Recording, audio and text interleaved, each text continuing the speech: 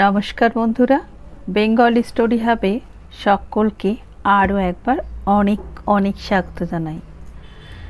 বন্ধুরা, আজকে নিয়ে এসেছি আরও একটি নতুন গল্প শোনার আদর্শ ঠিকানা বেঙ্গল স্টোরি হাব। আজকে নিয়ে এসেছি অমর কথাশিল্পী শরৎচন্দ্র চট্টোপাধ্যায়ের বিন্দুর ছেলে। শরৎচন্দ্র চট্টোপাধ্যায়ের শ্রেষ্ঠ রচনা বিন্দুর ছেলে বড় গল্পের পর্যায়ে পড়ে, কারণ গল্পটির মধ্যে ঘটনার বিস্তৃতি ও চরিত্রের জটিলতা রয়েছে। কিশোর চরিত্রের মনস্তত্ত্ব এই প্রথম তিনি নিপুণভাবে বিশ্লেষণ করেছেন। পারিবারিক সম্পর্ক, রসসিক্ত চরিত্র সৃষ্টিতে এই গল্প তিনি অসামান্য কৃতিত্বের পরিচয় দিয়েছেন। বিন্দুর ছেলে ১৩২০ সালের শ্রাবণ মাসে যমুনায় প্রকাশিত হয়েছে। বন্ধুরা, গল্পটি আশা করছি আপনাদের ভালো লাগবে, তাই গল্পটি শুনতে থাকুন শেষ পর্যন্ত। ভালো লাগলে অবশ্যই সঙ্গে থেকে ভিডিওতে একটি লাইক দেওয়ার জন্য অনুরোধ করলাম। চলুন শুরু করি আজকের গল্প বিন্দুর ছেলে। যাদব মুখুজ্জে ও মাধব মুখুজ্জে যে সহোদর ছিলেন না, সে কথা নিজেরা তো ভুলিয়াই ছিলেন, বাহিরের লোকও ভুলিয়াছিল। দরিদ্র যাদব অনেক কষ্টে ছোট ভাই মাধবকে আইন পাশ করাইয়াছিলেন এবং বহু চেষ্টায় ধনাঢ্য জমিদারের একমাত্র সন্তান বিন্দুবাসিনীকে ভাতৃবধূরূপে ঘরে আনিতে সক্ষম হইয়াছিলেন। বিন্দুবাসিনী অসামান্যা রূপসী। প্রথম যেদিন এই অতুল রূপ ও ১০,০০০,০০০ টাকা ঘরে লইয়া আসিয়াছিল, সেই দিন বড় বউ অন্নপূর্ণার চোখে আনন্দ অশ্রু বহিতেছিল। বাড়িতে শাশুড়ি ননদ ছিল না, তিনিই ছিলেন গৃহিণী। ছোটবধূর মুখখানি তুলিয়া ধরিয়া প্রতিবাসিনীদের কাছে সগর্বে বলিয়াছিলেন, ঘরে বউ আনতে হয় তো এমনি, একেবারে লক্ষ্মীর প্রতিমা।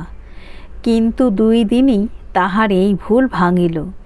২ দিনই টের পাইলেন ছোট বউ যে ওজনের রূপ ও টাকা আনিয়াছে, তার চতুর্গুণ অহংকার অভিমানও সঙ্গে আনিয়াছে। একদিন বড় বউ স্বামীকে নিভৃতে ডাকিয়া বলিলেন, হ্যাঁ গো, রূপ আর টাকার পুঁটুলি দেখে ঘরে বউ আনলে, কিন্তু এ যে কেউটে সাপ। যাদব কথাটা বিশ্বাস করিলেন না। মাথা চুলকাইয়া বার ২ তাই তো করিয়া কাছারি চলিয়া গেলেন। যাদব অতিশয় শান্ত প্রকৃতির লোক। জমিদারি সেরেস্তায় নায়েবি এবং ঘরে আসিয়া পূজা অর্চনা করিতেন। মাধব দাদার চেয়ে ১০-১২ বছরের ছোট, উকিল হইয়া সম্প্রতি ব্যবসা শুরু করিয়াছিল। সে আসিয়া কহিল, বৌঠান, টাকাটাই কি দাদার বেশি হলো? ২ দিন সবুর করলে আমিও তো রোজগার করে দিতে পারতাম। অন্নপূর্ণা চুপ করিয়া রহিলেন। এছাড়া আরও একটা বিপদ এই হইয়াছিল, ছোট বউকে শাসন করবার জো ছিল না। তাহার এমনি ভয়ঙ্কর ফিটের ব্যামো ছিল যে সেদিকে চাহিয়া দেখিলেও বাড়ি শুদ্ধ লোকের মাথা ঝিমঝিম করিত এবং ডাক্তার না ডাকিলে আর উপায় হইত না। সুতরাং সাধের বিবাহটা যে ভুল হইয়া গিয়াছে, এই ধারণাই সকলের মনে বদ্ধমূল হইয়া গেল। শুধু যাদব হাল ছাড়িলেন না। তিনি সকলের বিরুদ্ধে দাঁড়াইয়া ক্রমাগত বলিতে লাগিলেন, না গো না, তোমরা পরে দেখো, মায়ের আমার অমন জগৎধাত্রীর মতো রূপ, সে কি একেবারে নিষ্ফলে যাবে? এ হতেই পারে না। একদিন কি একটা কথার পরে ছোট বউ মুখ অন্ধকার করিয়া স্থির হইয়া বসিয়াছে দেখিয়া ভয়ে অন্নপূর্ণার প্রাণ উড়িয়া গেল। হঠাৎ তাহার কি মনে হইল, ঘরের মধ্যে ছুটিয়া গিয়া তাহার ১.৫ বছরের ঘুমন্ত ছেলে অমূল্য চরণকে টানিয়া আনিয়া বিন্দুর কোলের ওপর নিক্ষেপ করিয়াই তিনি পলাইয়া গেলেন। অমূল্য কাঁচা ঘুম ভাঙিয়া চিৎকার করিয়া উঠিল, বিন্দু প্রাণপণ বলে নিজেকে সংবরণ করিয়া মূর্ছার কবল হইতে আত্মরক্ষা করিয়া ছেলে বুকে করিয়া ঘরে চলিয়া গেল। অন্নপূর্ণা আড়ালে দাঁড়াইয়া তাহা দেখিলেন এবং ফিটের ব্যামোর এই অমোঘ দৈব ওষুধ আবিষ্কার করিয়া পুলকিত হইলেন। সংসারে সমস্ত ভার অন্নপূর্ণার মাথায় ছিল বলিয়া তিনি ছেলে মানুষ করিতে পারিতেন না। বিশেষ করিয়া সমস্ত দিনের কাজকর্মের পর রাত্রিরে ঘুমাইতে না পাইলে তাহার বড় অসুখ করিত। তাই এই ভারটা ছোট বউ লইয়াছিল। মাসখানেক পরে একদিন সকালবেলা সে ছেলে কোলে লইয়া রান্নাঘরে ঢুকিয়া বলিল, দিদি, অমূল্যধনের দুধ কই? অন্নপূর্ণা তাড়াতাড়ি হাতের কাজটা ফেলিয়া রাখিয়া ভয়ে ভয়ে বলিলেন, 1 মিনিট সবুর কর বোন, এক্ষুনি জাল দিয়ে দিচ্ছি। বিন্দু ঘরে ঢুকিয়াই তাহা দেখিয়া রাগিয়া গিয়াছিল। তীক্ষ্ণ কণ্ঠে বলিল, কালও তোমাকে বলেছি আমার 8টার আগে দুধ চাই, তা সে তো এখন 9টা বাজে। কাজটা তোমার যদি এতই ভারী ঠেকে দিদি, স্পষ্ট করে বললেই তো পারো, আমি অন্য উপায় দেখি। আর হ্যাঁ বামুন মেয়ে, তোমারই কি কোনো হুঁশ থাকতে নেই গো? বাড়ি শুদ্ধ লোকের পিণ্ডি রান্না না হয় 2 মিনিট পরেই হতো। বামুন ঠাকরুন চুপ করিয়া রহিলেন। অন্নপূর্ণা বলিলেন, তোর মতো শুধু ছেলেকে টিপ পরানো আর কাজল পরানো এই থাকলে আমাদেরও হুঁশ থাকতো। 1 মিনিট আর দেরি সয় না ছোট বউ। ছোট বউ তাহার উত্তরে বলিল, তোমার অতি বড় দিব্যি রইল দিদি, যদি কোনো দিন আর অমূল্যর দুধে হাত দাও। আমারও দিব্যি রইল আর কোনো দিন যদি তোমাকে বলি। এই বলিয়া সে মেজের ওপর অমূল্যকে দুম করিয়া বসাইয়া দুধের কড়া লইয়া আনিয়া উনানের ওপর চড়াইয়া দিল। অভাবনীয় এই ব্যাপারে অমূল্য চিৎকার করিয়া উঠিতেই বিন্দু তাহার গাল টিপিয়া বলিল, চুপ কর হারামজাদা, চুপ কর, চেঁচালে একেবারে মেরে ফেলব। বিন্দুর বাপের বাড়ির দাসী কদম ছুটিয়া আসিয়া খোকাকে কোলে লইতে গেলে বিন্দু তাহাকে ধমকাইয়া উঠিল, দূর হ, সামনে থেকে দূর হ। সে আর অগ্রসর হইতে পারিল না, ভয়ে আড়ষ্ট হইয়া দাঁড়াইয়া রহিল। বিন্দু আর কাহাকেও কিছু না বলিয়া শিশুটিকে কোলে তুলিয়া লইয়া দুধ জাল দিতে লাগিল। অন্নপূর্ণা স্থির হইয়া দাঁড়াইয়া রহিলেন। খানিক পরে বিন্দু দুধ লইয়া চলিয়া গেলে তিনি পাচিকাকে সম্বোধন করিয়া বলিলেন, শুনলে মেয়ে ওর কথা? সেই যে একদিন হাসতে হাসতে বলেছিলুম অমূল্যকে তুই নে, ছোট বউ সেই জোরে আজ আমাকেও দিব্যি দিয়ে গেল।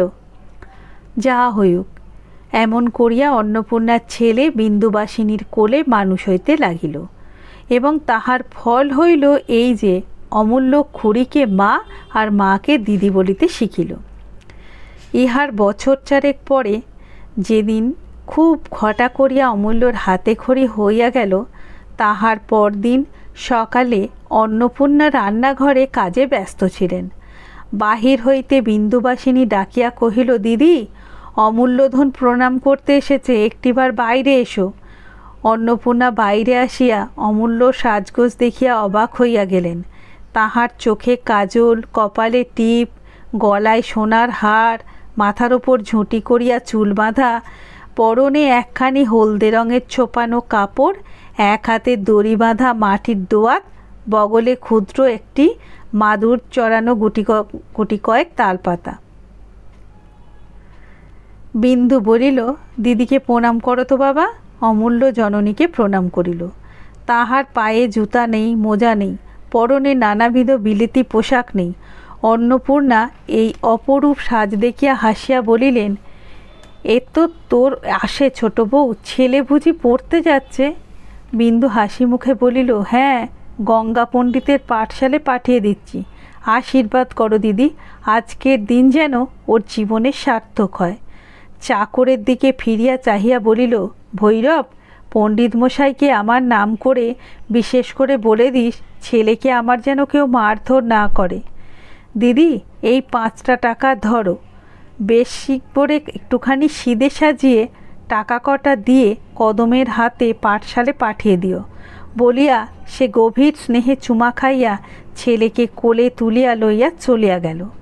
অন্নপূর্ণার 2 চোখে অশ্রু উচ্ছ্বাসিত হইয়া উঠিল। তিনি বামুন ঠাকরুনকে উদ্দেশ্য করিয়া বলিলেন, ছেলে নিয়ে ব্যতিব্যস্ত, তবু পেটে ধরেনি।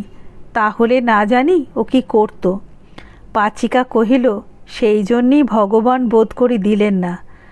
18-19 বছর বয়স হলো, বাড়ির সামনে একটা পাঠশালা করে দেওয়া যায় না? কথাটা শেষ হইতে পাইল না। ছোট বউ একা ফিরিয়া আসিয়া বলিল, বাড়ির সামনে একটা পাঠশালা করে দেওয়া যায় না? দিদি, বড়ঠাকুরকে বলে আমাদের বাড়ির সামনে একটা পাঠশালা করে দেওয়া যায় না? আমি সমস্ত খরচ দেব। অন্নপূর্ণা হাসিয়া ফেলিলেন, বলিলেন, এখনও সে 2 পা যায়নি ছোট বউ, এর মধ্যেই তোর মতলব ঘুরে গেল? না হয় তুইও যা না, পাঠশালে গিয়ে বসে থাকবি। বিন্দু অপ্রতিভ হইয়া হাসিয়া বলিল, মতলব ঘোরেনি দিদি, কিন্তু ভাবছি আড়ালে থাকা এক আর চোখের সামনে এক। পড়ুয়ারা সব দুষ্টু ছেলে, ওকে ছোটটি পেয়ে যদি মারধর করে। অন্নপূর্ণা বলিলেন, করলি বা, ছেলেরা মারামারি করে, তাছাড়া সকলের ছেলেই সমান ছোট বউ। তাদের বাপ মা প্রাণ ধরে যদি পাঠশালে দিতে পেরে থাকে, তুই পারবি না কেন? পরের সঙ্গে তুলনা করাটা বিন্দু একেবারেই পছন্দ করিত না। তাই বোধ করি মনে মনে অসন্তুষ্ট হইয়া বলিল, তোমার এক কথা দিদি, ধরো কেউ যদি ওর চোখে কলমের খোঁচাই দিয়ে দেয়, তাহলে? অন্নপূর্ণা তাহার মনের ভাব বুঝিয়া হাসিয়া বলিলেন, তাহলে ডাক্তার দেখাবি। কিন্তু সত্যিই বলছি তোকে, আমি তো 7 দিন 7 রাত বসে ভাবলেও খোঁচাখুচির কথা মনে করতে পারতুম না। এত ছেলে পড়ে, কে কার চোখে কলমের খোঁচা দেয় তাও তো শুনিনি। বিন্দু কহিল, তুমি শোনোনি বলি কি এমন কাণ্ড হতে পারে না? দৈবাতের কথা কে বলতে পারে? আচ্ছা বেশ, তো তুমি একবার বলেই দেখো না, তারপর যা হয় হবে। অন্নপূর্ণা গম্ভীর হইয়া বলিলেন, যা হবে তা দেখতেই পাচ্ছি। তুই একবার যখন ধরেছিস, তখন কি আর না করে ছাড়বি? কিন্তু আমি এমন অনাচ্ছিষ্টি কথা মুখে আনতে পারবো না। আর তুইও তো কথা কোষ, নিজেই বলগে না। এবার বিন্দু রাগ করিল, বলিল, বলবই তো। এত দূরে রোজ রোজ আমি ছেলে পাঠাতে পারবো না। এতে কারুর ভালো লাগুক আর না লাগুক, আর এতে ওর বিদ্যে হোক আর নাই হোক। হ্যাঁ কদম, তোকে না বললুম সিদে দিয়ে আসতে, হাঁ করে দাঁড়িয়ে আছিস যে? তাহার ক্ষুব্ধ ভাব লক্ষ্য করিয়া অন্নপূর্ণা ব্যস্ত হইয়া বলিলেন, সিদে দিচ্ছি, একেবারে এত উতলা হোস নে ছোট বউ। আচ্ছা, ছেলে কি তোর বড় হবে না? তুই কি চিরকাল তাকে আঁচল চাপা দিয়ে রাখতে পারবি? এটা ভাবিস না কেন ছোট বউ? ছোট বউ সে কথার জবাব না দিয়া বলিল, কদম, সিদে দিয়ে গুরুমশায়ের পায়ের ধুলো একটু তার মাথায় দিয়ে ছেলে ফিরিয়ে আনগে। তাকেও একবার বিকেলবেলা আসতে বলিস। যে বুঝবে না তাকে আর বোঝাবো কী করে? বলছি, ছোটটি পেয়ে যদি কেউ মারধর করে না, চিরকাল কি তুই আঁচল চাপা দিয়ে রাখতে পারবি? কি পারবো না পারবো সে পরামর্শ তো নিতে আসিনি বলিয়া সে উত্তরের অপেক্ষা না করিয়া হন হন করিয়া চলিয়া গেল। অন্নপূর্ণা অবাক হইয়া দাঁড়াইয়া রহিলেন। কদম বলিল, আর দাঁড়িয়ে থেকো না মা, হয়তো এক্ষুনি আবার এসে পড়বেন। উনি যা ধরেছেন, বিধাতা পুরুষেরও সাধ্য নেই যে তা রদ করেন।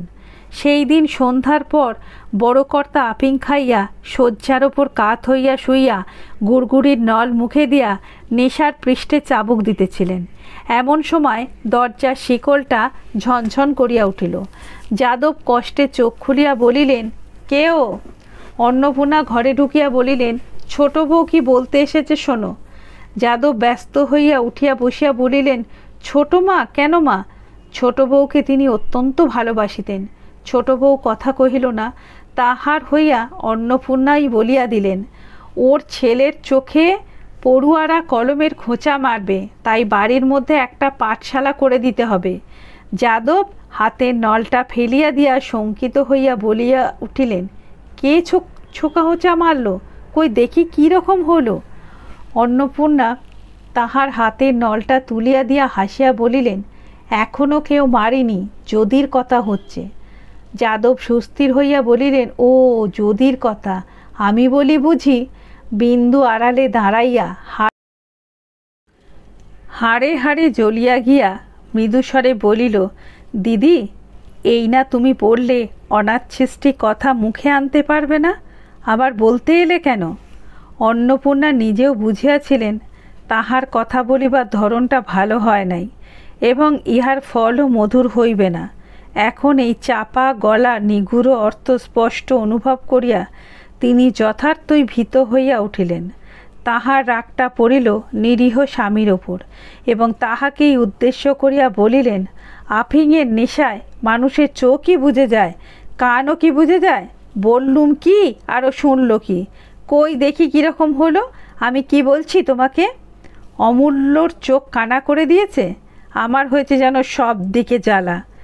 নির্বিরোধী যাদবের আফিংয়ের মৌজ ছুটিয়া যাইবার উপক্রম হইল। তিনি হতবুদ্ধি হইয়া গিয়া বলিলেন, কেন, কি হলো গো? অন্নপূর্ণা রাগিয়া গিয়া বলিলেন, যা হলো তা ভালোই হলো। এমন মানুষের সঙ্গে কথা কইতে যাওয়া ঝক মারি, অধর্মের ভোগ বলিয়া সক্রোধে ঘর ছাড়িয়া চলিয়া গেলেন। যাদব বলিলেন, কি হয়েছে মা, খুলে বলো তো। বিন্দু দ্বারের অন্তরালে দাঁড়াইয়া আস্তে আস্তে বলিল, বাইরে গোলার ধারে একটা পাঠশালা হলে। যাদব বলিলেন, এ আর বেশি কথা কি মা, কিন্তু পড়াবে কে? বিন্দু কহিল, পণ্ডিত মশাই এসেছিলেন, তিনি মাসে 10 টাকা করে পেলে পাঠশালা তুলে আনবেন। আমি বলি, আমার সুদের জমা টাকা থেকে যেন সব খরচ দেওয়া হয়। যাদব সন্তুষ্ট হইয়া বলিলেন, বেশ তো মা, কালই আমি লোক লাগিয়ে দেব। গঙ্গারাম এখানেই যদি তার পাঠশালা তুলে আনে সে ভালো কথা। ভাসুরের হুকুম পাইয়া বিন্দুর রাগ পড়িয়া গেল। সে হাসি মুখে রান্নাঘরে ঢুকিয়া দেখিল অন্নপূর্ণা মুখ ভার করিয়া বসিয়া আছেন এবং কাছে বসিয়া কদম হাত মুখ নাড়িয়া কি যেন ব্যাখ্যা করিতেছে। বিন্দুকে ঢুকিতে দেখিয়াই সে পাংশু মুখে ওমা এই যে বলিয়াই বক্তব্য শেষ করিয়া ফেলিল। বিন্দু বুঝিল তাহার কথাই হইতেছিল। সামনে আসিয়া বলিল, ওমা কি তাই বল না। ভয়ে কদমের গলা কাঠ হইয়া গিয়াছিল। সে ঢোক গিলিয়া বলিল, না দিদি, এই কিনা বড়মা বললেন কিনা, এই ধরো না কেন। বিন্দু রুক্ষস্বরে বলিল, ধরেছি, তুই কাজ কর গে যা। বিন্দু দ্বিরুক্তি না করিয়া উঠিয়া গিয়া বাঁচিল। তখন বিন্দু অন্নপূর্ণাকে কহিল, বড়গিন্নির পরামর্শদাতাগুলি বেশ, বড়ঠাকুরকে বলে ওদের মাইনে বাড়িয়ে দেওয়া উচিত। বিন্দু খুশি থাকলে অন্নপূর্ণাকে দিদি বলিত, রাগিলে বড়গিন্নি বলিত। অন্নপূর্ণা জ্বলিয়া উঠিয়া বলিলেন, যা না, বলগে না, বড়ঠাকুর আমার মাথাটা কেটে নেবে। আর বড়ঠাকুরও তেমনি, সে তক্ষুনি শুরু করবে, কি মা, কি বলছো মা? ঠিক কথা মা, ঢের ঢের বরাত দেখেছি ছোট বউ, কিন্তু তোর মতো দেখিনি। কি কপাল নিয়েই জন্মেছিলি মাইরি, বাড়ি শুদ্ধ সবাই যেন ভয়ে জড়সড়। বিন্দু রাগ হইয়াছিল বটে, অন্নপূর্ণার কথার ভঙ্গিতে সে হাসিয়া ফেলিল, বলিল, কই, তুমি তো ভয় করো না। অন্নপূর্ণা বলিলেন, করিনে আবার।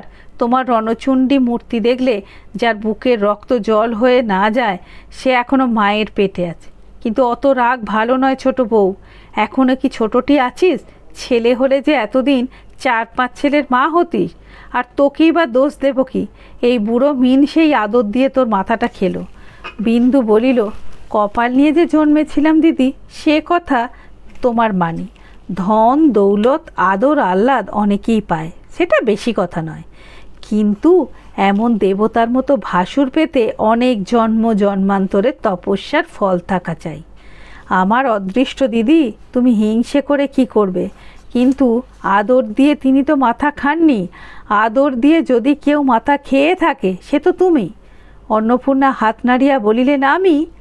সে কথা কারো বলবার জো নেই। আমার শাসন বড় কড়া শাসন, কিন্তু কি করব, আমার কপাল মন্দ, কেউ আমাকে ভয় করে না। দাসী চাকরগুলো পর্যন্ত মুখের সামনে দাঁড়িয়ে সমানে ঝগড়া করে, যেন তারাই মনিব আর আমি দাসী বাঁধি। আমি তাই সয়ে থাকি। অন্য কেউ হলে।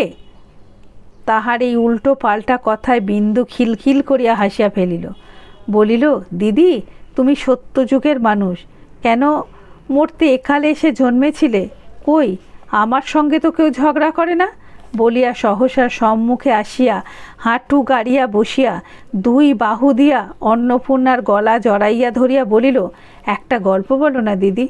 অন্নপূর্ণা রাগিয়া বলিলেন, যা, সরে যা। কদম ছুটিয়া আসিয়া বলিল, দিদি, অমূল্য ধন জাতিতে হাত কেটে ফেলে কাঁদছে। বিন্দু তৎক্ষণাৎ গলা ছাড়িয়া দিয়া উঠিয়া দাঁড়াইয়া বলিল, জাতি পেলে কোথায়? তোরা কি করছিলি? আমি ও ঘরে বিছানা করছিলাম দিদি, জানিও না কখনো বড় মার ঘরে ঢুকে। আচ্ছা হয়েছে হয়েছে, যা বলিয়া বিন্দু ঘর ছাড়িয়া চলিয়া গেল। খানিক পরে অমূল্যর আঙুলের ডগায় ভিজা ন্যাগরার পটি বাঁধিয়া কোলে করিয়া আসিয়া বলিল, আচ্ছা দিদি, কতদিন বলেছি তোমাকে ছেলেপুলের ঘরে জাতি টাতিগুলো একটু সাবধানে করে রেখো। অন্নপূর্ণা আরও রাগিয়া গিয়া বলিলেন, কি কথা যে তুই বলিস ছোট বউ, তার মাথা মুন্ডু নেই। কখন তোর ছেলে ঘরে ঢুকে হাত কাটবে বলে কি জাতি নোয়া সিন্ধুকে বন্ধ করে রাখবো? বিন্দু বলিল, না, কাল থেকে ওকে দড়ি দিয়ে বেঁধে রাখবো, তাহলে আর ঢুকবে না বলিয়া বাহির হইয়া গেল। অন্নপূর্ণা বলিলেন, শুনলি কদম, ওর জবরদস্তির কথাগুলো? জাতি কি মানুষ সিন্ধুকে তুলে রাখে? কদম কি একটা বলিতে গিয়া হাঁ করিয়া থামিয়া গেল। বিন্দু ফিরিয়া আসিয়া বলিল, ফের যদি তুমি দাসী চাকরকে মধ্যস্থ মানবে, সত্যি বলছি তোমাকে ছেলে নিয়ে আমি বাপের বাড়ি চলে যাব। অন্নপূর্ণা বলিলেন, যা না যা, কিন্তু মাথা খুঁড়ে মরলেও আর ফিরিয়ে আনবার নামটি করব না, সে কথা মনে রাখিস। আমি আসতেও চাইনি বলিয়া বিন্দু মুখ ভার করিয়া চলিয়া গেল। ঘণ্টা দুই পরে অন্নপূর্ণা দুমদুম করিয়া পা ফেলিয়া ছোট বউয়ের ঘরে আসিয়া ঢুকিলেন। ঘরে একধারে একটি ছোট টেবিলের ওপর মাধবচন্দ্র মকদ্দমার কাগজপত্র দেখিতেছিলেন এবং বিন্দু অমূল্যকে লইয়া খাটের ওপর শুইয়া আস্তে আস্তে গল্প বলিতেছিল। অন্নপূর্ণা বলিলেন, খাবি আয়। বিন্দু বলিল, আমার খিদে নেই। অমূল্য তাড়াতাড়ি খুঁড়ির গরলা জড়াইয়া ধরিয়া বলিল, ছোটো মা, খাবে না তুমি? তুমি যাও। অন্নপূর্ণা ধমক দেয়া বলিলেন, তুই চুপ কর, এই ছেলেটা হচ্ছে সকল নষ্টের গোড়া। কি আদুরে ছেলেই করছিস ছোট বউ, শেষে টের পাবি, তখন কাঁদবি আর বলবি, হ্যাঁ দিদি বলেছিল বটে। বিন্দু ফিসফিস করিয়া অমূল্যকে শিখাইয়া দিল। অমূল্য চেঁচাইয়া বলিল, তুমি যাও না দিদি, ছোটো মা রূপকথা বলছে। অন্নপূর্ণা ধমকাইয়া বলিলেন, ভালো চাস তো উঠে আয় ছোটো বউ, না হলে কাল তোদের দুজনকে না বিদেয় করে তো আমার নামই অন্নপূর্ণা নয়। বলিয়া যেমন করিয়া আসিয়াছিলেন তেমনি করিয়া পা ফেলিয়া বাহির হইয়া গেলেন। মাধব জিজ্ঞাসা করিল, আজ আবার তোমাদের হলো কি? বিন্দু বলিল, দিদি রাগলে যা হয় তাই। আজ অপরাধের মধ্যে বলেছিলুম ছেলেপুলের ঘরে জাতি টাতিগুলো একটু সাবধান করে রেখো, তাই এত কাণ্ড হচ্ছে। মাধব বলিল, আর গোলমাল করো না, যাও। বৌঠান যেমন করে পা ফেলে বেড়াচ্ছেন, দাদা এখনই উঠে পড়বেন। বিন্দু অমূল্যকে কোলে তুলিয়া লইয়া হাসিয়া রান্নাঘরে চলিয়া গেল। এক মায়ের দুই ছেলে জননীকে আশ্রয় করিয়া যেমন করিয়া বাড়িয়া উঠিতে থাকে, এই দুইটি মাতা তেমনি একটিমাত্র সন্তানকে আশ্রয় করিয়া আরও 6 বৎসর কাটাইয়া দিলেন। অমূল্য এখন বড় হইয়াছে, সে এন্ট্রান্স স্কুলের 2য় শ্রেণীতে পড়ে। ঘরে মাস্টার নিযুক্ত আছে। তিনি সকালবেলা পড়াইয়া যাইবার পর অমূল্য খেলা করিতে বাহির হইয়াছিল। আজ রবিবার, স্কুল ছিল না। অন্নপূর্ণা ঘরে ঢুকিয়া বলিলেন, ছোট বউ, কি করি বলতো? বিন্দু তাহার ঘরের মেঝের ওপর আলমারি উজাড় করিয়া অমূল্যর পোশাক বাঁচিতেছিল। সে কাকার সহিত কোনো বড়লোক মক্কেলের বাড়ি নিমন্ত্রণ রক্ষা করিতে যাইবে। বিন্দু মুখ না তুলিয়াই বলিল, কিসের দিদি? তাহার মেজাজটা কিছু অপ্রসন্ন। অন্নপূর্ণা রকমারি পোশাকের বাহার দেখিয়া অবাক হইয়া গিয়াছিলেন, তাই তাহার মুখের ভাবটা লক্ষ্য করিলেন না। কিছুক্ষণ নিঃশব্দে চাহিয়া থাকিয়া জিজ্ঞাসা করিলেন, এ কি সমস্তই অমূল্যর পোশাক নাকি? বিন্দু বলিল, হ্যাঁ। অন্নপূর্ণা বলিলেন, কত টাকাই না তুই অপব্যয় করিস, এর একটার দামে গরিবের ছেলে সারা বছরের কাপড় চোপড় হতে পারে। বিন্দু বিরক্ত হইল, কিন্তু সহজভাবে বলিল, তা পারে, কিন্তু গরিবে বড়লোক একটু তফাৎ থাকেই, সেই জন্যই দুঃখ করে কি হবে বাবা। অন্নপূর্ণা বলিলেন, তা হোক বড়লোক, কিন্তু তোর সব কাজই একটু বাড়াবাড়ি আছে। বিন্দু মুখ তুলিয়া বলিল, কি বলতে এসেছো তাই বলো না দিদি, এখন আমার সময় নেই। তোমার সময় আর কখন থাকে ছোট বউ, বলিয়া তিনি রাগ করিয়া চলিয়া গেলেন। ভৈরব অমূল্যকে ডাকিয়া আনিতে গিয়াছিল, সে ঘণ্টাখানেক পরে খুঁজিয়া আনিল। বিন্দু জিজ্ঞাসা করিল, কোথায় ছিলি এতক্ষণ? অমূল্য চুপ করিয়া রহিল। ভৈরব বলিল, ওপাড়া চাষাদের ছেলেদের সঙ্গে ড্যাংগুলি খেলছিল। এই খেলাটাই বিন্দুর বড় ভয় ছিল, তাই নিষেধ করিয়া দিয়াছিল। বলিল, ড্যাংগুলি খেলতে তোকে মানা করেছি না? অমূল্য ভয়ে নীলবর্ণ হইয়া বলিল, আমি দাঁড়িয়েছিলুম, তারা জোর করে তোমাকে? আচ্ছা, এখন যাও, তারপর হবে, বলিয়া তাহাকে পোশাক পরাইতে লাগিল। মাস দুই পূর্বে অমূল্যের পৈতে হইয়াছিল। সে ন্যাড়া মাথায় জরির টুপি পরিতে ভয়ঙ্কর আপত্তি করিল, কিন্তু বিন্দু ছাড়িবার লোক নয়। সে জোর করিয়া পরাইয়া দিল। অমূল্য ন্যাড়া মাথায় জরির টুপি পরিয়া দাঁড়াইয়া কাঁদিতে লাগিল। মাধব ঘরে ঢুকিতে ঢুকিতে বলিলেন, আর ওর কত দেরি হবে গো? পরক্ষণে অমূল্যর দিকে দৃষ্টি পড়িলে হাসিয়া উঠিয়া বলিলেন, বাহ, এই যে মধুর আর কৃষ্ণচন্দ্র রাজা হয়েছেন। অমূল্য লজ্জায় টুপিটা ফেলিয়া দিয়া খাটের ওপর গিয়া উবুর হইয়া পড়িল। বিন্দু রাগিয়া উঠিল, বলিল, একে ছেলে মানুষ কাঁদছে, তার উপরে তুমি? মাধব গম্ভীর হইয়া বলিলেন, কাঁদিস নে অমূল্য, ওঠ, লোকে পাগল বলে তো আমাকেই বলবে, তুই আয়। ঠিক এই কথাটাই ইতিপূর্বে আর একদিন হইয়া গিয়াছিল এবং বিন্দু তাহাতে অত্যন্ত ক্ষুব্ধ হইয়াছিল। সেই কথাটার পুনরাবৃত্তিতে সে হাড়ে হাড়ে জ্বলিয়া গিয়া বলিল, আমি সব কাজ পাগলের মতো করি না, বলিয়া উঠিয়া গিয়া অমূল্যকে তুলিয়া আনিয়া পাখার মাটের বাড়ি ঘা কতক দিয়া দামি মখমলের পোশাক টানিয়া টানিয়া খুলিয়া ফেলিতে লাগিল। মাধব ভয়ে ভয়ে বাহির হইয়া গিয়া অন্নপূর্ণাকে সংবাদ দিলেন, মাথায় ভূত চেপেছে বৌঠান, একবার যাও। অন্নপূর্ণা ঘরে ঢুকিয়া দেখিলেন বিন্দু সমস্ত পোশাক খুলিয়া লইয়া একটা সাধারণ বস্ত্র পরাইয়া দিতেছে। অমূল্য ভয়ে বিবর্ণ হইয়া দাঁড়াইয়া আছে। অন্নপূর্ণা বলিলেন, বেশ তো হয়েছিল ছোট বউ, খুললি কেন? বিন্দু অমূল্যকে ছাড়িয়া দিয়া হঠাৎ গলায় আঁচল দিয়া হাত জোর করিয়া বলিল, তোমাদের পায়ে পড়ি বড়গিন্নি, সামনে থেকে একটু যাও। তোমাদের পাঁচজনের মধ্যস্থতার জ্বালায় ওর প্রাণটাই মার খেয়ে যাবে। অন্নপূর্ণা বাক শূন্য হইয়া দাঁড়াইয়া রহিলেন। বিন্দু অমূল্যর একটা কান ধরিয়া টানিয়া আনিয়া ঘরের এক কোণে দাঁড় করাইয়া দিয়া বলিল, যেমন বজ্জাত ছেলে তুমি, তেমনি তোমার শাস্তি হওয়া চাই। সমস্ত দিন ঘরে বন্ধ থাকো। দিদি, বাইরে এসো, আমি দোর বন্ধ করব, বলিয়া বাহিরে আসিয়া শিকল তুলিয়া দিল। বেলা তখন প্রায় 1টা বাজে। অন্নপূর্ণা আর থাকিতে না পারিয়া বলিলেন, হ্যাঁ ছোট বউ, সত্যি আজ তুই অমূল্যকে খেতে দিবি নে? তার জন্য কি বাড়ি শুদ্ধ লোক উপোস করে থাকবে? বিন্দু জবাব দিল, বাড়ি শুদ্ধ লোকের ইচ্ছে। অন্নপূর্ণা বলিলেন, এ তোর কীরকম কথা ছোট বউ? বাড়ির মধ্যে ওই একটা ছেলে, সে উপোস করে থাকলে তোর আমার কথা ছেড়ে দে, দাসী চাকরেরই বা মুখে ভাত তোলে কি করে বল দেখি? বিন্দু চিৎ করিয়া বলিল, তা আমি জানি নে। অন্নপূর্ণা বুঝিলেন তর্ক করিয়া লাভ হইবে না, বলিলেন, আমি বলছি বড় বোনের কথাটা রাখ, আজ তাকে মাপ করে দে, তাছাড়া পিত্তি পড়ে অসুখ হলে তোকেই ভুগতে হবে। বেলার দিকে চাহিয়া বিন্দু নিজেই নরম হইয়া আসিয়াছিল।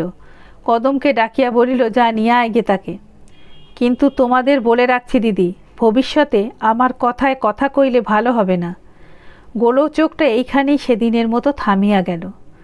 ছোট ভাইয়ের ওকালতিতে পসার হওয়ার পর যাদব চাকরি ছাড়িয়া দিয়া নিজেদের বিষয় আশায় দেখিতেছিলেন। ছোট বধূর দারুণ হাতে সে 10,000 টাকা ছিল, তাতেও সুদ খাটাইয়া প্রায় দ্বিগুণ করিয়াছিল। সেই টাকার ক্রিয়দংশ লইয়া এবং মাধবের উপার্জনের উপর নির্ভর করিয়া তিনি গত বৎসর হইতে প্রায় পোয়াটা পথ দূরে একখানি বড় রকমের বাড়ি ফাঁদিয়াছিলেন। দিন 10 হইল তাহা সম্পূর্ণ হইয়াছিল। কথা ছিল দুর্গাপুজোর পর ভালো দিন দেখিয়া সকলে তথায় উঠিয়া যাইবেন। তাই একদিন যাদব আহারে বসিয়া ছোট বউকে উদ্দেশ্য করিয়া বলিলেন, তোমার বাপের বাড়ি তো তৈরি হলো মা, এখন একদিন গিয়ে দেখে এসো আর কিছু বাকি রয়ে গেল কি না। বিন্দুর একটা অভ্যাস ছিল, সে সহস্র কাজ ফেলিয়া রাখিয়াও ভাসুরের খাবার সময় দরজার আড়ালে বসিয়া থাকিত। ভাসুরকে সে দেবতার মতোই ভক্তি করিত, সকলেই করিত। বলিল, আর কিছু বাকি নেই। যাদব হাসিয়া বলিলেন, না দেখি রায় দিলে মা? আচ্ছা, ভালো কথা, তবে আরও একটি কথা আছে। আমার ইচ্ছে হয় আত্মীয় স্বজন আমাদের যে যেখানে আছেন সকলকে এক এক করে একটা সুদিন দেখে উঠে যাই, গিয়ে গৃহদেবতার পুজো দিই। কি বলো মা? বিন্দু আস্তে আস্তে বলিল, দিদিকে বলি, তিনি যা বলবেন তাই হবে। যাদব বলিলেন, তা বলো, কিন্তু তুমি আমার সংসারের লক্ষ্মী মা, তোমার ইচ্ছেতেই কাজ হবে। অন্নপূর্ণা অদূরে বসিয়াছিলেন, হাসিয়া বলিলেন, তবু তোমার মা লক্ষ্মী যদি একটু শান্ত হতেন। যাদব বলিলেন, শান্ত আবার কি বড় বউ, মা আমার জগৎধাত্রী, বড় দেন, আবশ্যক হলে খাড়াও ধরেন। ওই তো আমি চাই, মাকে এনে অবধি সংসারে আমার এতটুকু দুঃখ কষ্ট নেই। অন্নপূর্ণা বলিলেন, সে কথা তোমার সত্যি, ও আসবার আগের দিনগুলো এখনো মনে করলে ভয় হয়। বিন্দু লজ্জা পাইয়া সে কথা চাপা দিয়া বলিল, আপনি সকলকে আনান, আমাদের ও বাড়ি বেশ বড়, কারো কোনো কষ্ট হবে না, ইচ্ছে করলে তারা 2 মাস 6 মাসও থাকতে পারবেন। যাদব বলিলেন, তাই হবে মা, কালই আমি আনবার বন্দোবস্ত করব। ইহাদের পিস্তত বোন এলোকেশীর অবস্থা ভালো ছিল না। যাদব তাহাকে প্রায়ই অর্থ সাহায্য করিয়া পাঠাইতেন। কিছুদিন হইতে তিনি তাহার এক পুত্র নরেনকে এইখানে রাখিয়া লেখাপড়া শেখাইবার ইচ্ছে জানাইয়াছিলেন। এই সময় তিনি ছেলে লইয়া উত্তরপাড়া হইতে আসিয়া উপস্থিত হইলেন। তাহার স্বামী প্রিয়নাথ সেখানে কি করিতেন তাহা ঠিক করিয়া কেহই বলিতে পারি না। দিন দুইয়ের মধ্যে তিনিও আসিয়া পড়িলেন। নরেনের বয়স 16-17। সে চওড়া পাড়ের কাপড় ফের দিয়া পরিত এবং দিনের মধ্যে 8-10 বার চুল আঁচড়াইত। টেরিটা তাহার বাস্তবিকই একটা দেখবার বস্তু ছিল। আজ সন্ধ্যার পর রান্নাঘরের বারান্দায় সকলে একত্রে বসিয়াছিলেন এবং এলোকেশী তাহার পুত্রের অসাধারণ রূপগুণের পরিচয় দিতেছিলেন। বিন্দু জিজ্ঞাসা করিল, নরেন, কোন ক্লাসে পড়ো তুমি? নরেন বলিল, 4th class. Royal reader, grammar, geography, arithmetic, আরও কত কি, ডেসিমেল ওসব তুমি বুঝবে না মামি। এলোকেশী সগর্বে পুত্রের মুখের দিকে একবার চাহিয়া বিন্দুকে বলিলেন, সে কি 1-8খানা বউ ছোট বউ? বইয়ের পাহাড়। কাল বইগুলো বাক্স থেকে বের করে তোমার মামিদের একবার দেখিও তো বাবা। নরেন ঘাড় নাড়িয়া বলিল, আচ্ছা দেখাবো। বিন্দু বলিল, পাশ করতে এখনও তো দেরি আছে। এলোকেশী বলিলেন, দেরি কি থাকতো ছোট বউ? দেরি থাকতো না, এতদিনে একটা কেন 4টে পাশ করে ফেলতো। শুধু মুখ পোড়া মাস্টারের জন্যই হচ্ছে না। তার সর্বনাশক বাছাকে সে যে কি বিষ নজরেই দেখেছে তা সে জানে। ওকে কি তুলে দিচ্ছে না, হিংসে করে বছরের পর বছর একটা ক্লাসেই ফেলে রেখেছে। বিন্দু বিস্মিত হইয়া কহিল, কই, এরকম তো হয় না। এলোকেশী বললেন, হচ্ছে আবার হয় না। মাস্টারগুলো সব একজোট হয়ে ঘুষ চায়। আমি গরিব মানুষ, ঘুষের টাকা কোথা থেকে জোগাই বলো তো? বিন্দু চুপ করিয়া রহিল। অন্নপূর্ণা আন্তরিক দুঃখিত হইয়া বলিলেন, এমন করে কি কখনো মানুষের পিছনে লাগতে আছে? সেটা কি ভালো কাজ? কিন্তু আমাদের এখানে ওসব নেই। আমাদের অমূল্য তো ফি বছর ভালো ভালো বই প্রাইজ ঘরে আনে, কিন্তু কখনো ঘুষ টুস দিতে হয় না। এই সময় অমূল্য কোথা হইতে আসিয়া আস্তে আস্তে তাহার ছোট মার কোলে গিয়া বসিল। বসিয়াই গলা ধরিয়া কানে কানে বলিল, কাল রোববার, ছোট মা, আজ মাস্টার মশাইকে যেতে বলে দাও না। বিন্দু হাসিয়া বলিল, এই যে ছেলেটি দেখছো ঠাকুরজি, এটি গল্প পেলে আর উঠবে না। কদম, মাস্টার মশাইকে যেতে বলে দে, অমূল্য আজ আর পড়বে না। নরেন আশ্চর্য হইয়া বলিল, ও কিরে অমূল্য, অত বড় ছেলে এখনো মেয়ে মানুষের কোলে গিয়ে বসিস? বিন্দু হাসিয়া বলিল, শুধু এই বুঝি এখনো রাত্রিরে? অমূল্য ব্যাকুল হইয়া তাহার মুখে হাত চাপা দিয়া বলিল, বলো না ছোট মা, বলো না। বিন্দু বলিল, না। কিন্তু অন্নপূর্ণা বলিয়া বলিলেন, এখনও ও রাত্রিরে ছোট মার কাছে শোয়। বিন্দু বলিল, শুধু শোয়া দিদি, এখনও সমস্ত রাত্রির বাদুরের মতো আঁকড়ে ধরে ঘুমোয়। অমূল্য লজ্জায় তাহার ছোট মার বুকের মধ্যে মুখ লুকাইয়া রহিল। নরেন বলিল, ছি ছি, তুই কী রে, তুই ইংরাজি পড়িস? অন্নপূর্ণা বলিলেন, পড়ে বই কি, স্কুলে তো ইংরাজিই পড়ে। নরেন বলিল, ইস, ইংরাজি পড়ে? কই, ইঞ্জিন বানান করুক তো দেখি। তার পারতে হয় না। এলোকেশী বলিলেন, ওসব শক্ত শক্ত কথা, ও কি ছেলে মানুষ পারে? অন্নপূর্ণা বলিলেন, কই অমূল্য, বানান করো না। অমূল্য কিন্তু কিছুতেই মুখ তুলিল না। বিন্দু তাহার মাথাটা একবার বুকে চাপিয়া ধরিয়া বলিল, তোমরা সবাই মিলে ওকে লজ্জা দিলে ও আর কি করে বানান করে। তারপর এলোকেশীর দিকে চাহিয়া বলিল, ও আমার আসছে বছর পাস দেবে। আমাদের মাস্টারমশাই বলেছেন ও 20 টাকা জলপানি পাবে। ও সেই টাকা দিয়ে ওর কাকার মতো একজোড়া ঘোড়া কিনবে। কথাটা সত্য হইলেও পরিহাস ছলে সবাই হাসিতে লাগিলেন। এলোকেশী বিন্দুকে উদ্দেশ্য করিয়া বলিলেন, আমার নরেন্দ্রনাথ শুধু কি লেখাপড়াতেই ভালো, ও এমনি থিয়েটার অ্যাক্টও করে যে লোকে শুনে আর চোখে জল রাখতে পারে না। সেই সীতা সেজে কী রকমটা করে বলেছিলি একবার মামিদের শুনিয়ে দাও তো বাবা। নরেন তৎক্ষণাৎ হাঁটু গাড়িয়া বসিয়া হাত জোর করিয়া উচ্চ নাকি সুরে সুর করিয়া আরম্ভ করিয়া দিল, প্রাণেশ্বর কি কুক্ষণে দাসিতব। বিন্দু ব্যাকুল হইয়া উঠিল, ওরে থাম, চুপ কর, বট ঠাকুর ওপরে আছেন। নরেন চমকিয়া চুপ করিল। অন্নপূর্ণা এটুকু শুনিয়াই মুগ্ধ হইয়া গিয়াছিলেন। বলিলেন, শুনলেই বা ঠাকুর দেবতার কথা, এ তো ভালো কথা ছোট বউ। বিন্দু বিরক্ত হইয়া বলিল, তবে শোনো তুমি ঠাকুর দেবতার কথা, আমরা উঠে যাই। নরেন বলিল, আচ্ছা তবে থাক, আমি সাবিত্রীর পাঠ করি। বিন্দু বলিল, না। এই কণ্ঠস্বর শুনিয়া এতক্ষণে অন্নপূর্ণার চৈতন্য হইল যে ব্যাপারটা অনেক দূর গিয়াছে এবং এইখানেই তাহার শেষ হইবে না। এলোকেশী নতুন লোক, তিনি ভিতরের কথা বুঝিলেন না। বলিলেন, আচ্ছা এখন থাক, পুরুষেরা বেরিয়ে গেলে সে একদিন দুপুরবেলা হতে পারবে। আহা, গান বাজনায় কি কম শিখেছে? দময়ন্তী সেই কেঁদে কেঁদে গানটা একবার বলিস তো বাবা, তোর মামিরা শুনলে আর ছাড়তে চাইবে না। নরেন বলিল, এখনই বলবো? রাগে বিন্দুর সর্বাঙ্গ জ্বালা করিতেছিল, সে কথা কহিল না। অন্নপূর্ণা তাড়াতাড়ি বলিয়া উঠিলেন, না না, গান টান এখন আর কাজ নেই। নরেন বলিল, আচ্ছা, গানটা আমি অমূল্যকে শিখিয়ে দেব, আমি বাজাতেও জানি। তেরে কেটে তাক বাজনা শক্ত মামি। আচ্ছা, ওই পেতলের হাঁড়িটা একবার দাও তো, দেখিয়ে দিই। বিন্দু অমূল্যকে উঠিবার ইঙ্গিত করিয়া বলিল, যা অমূল্য, ঘরে গিয়ে পড়গে। অমূল্য মুগ্ধ হইয়া শুনিতেছিল, তাহার উঠিবার ইচ্ছে ছিল না। চুপি চুপি বলিল, আরও একটু বসো না ছোটো মা।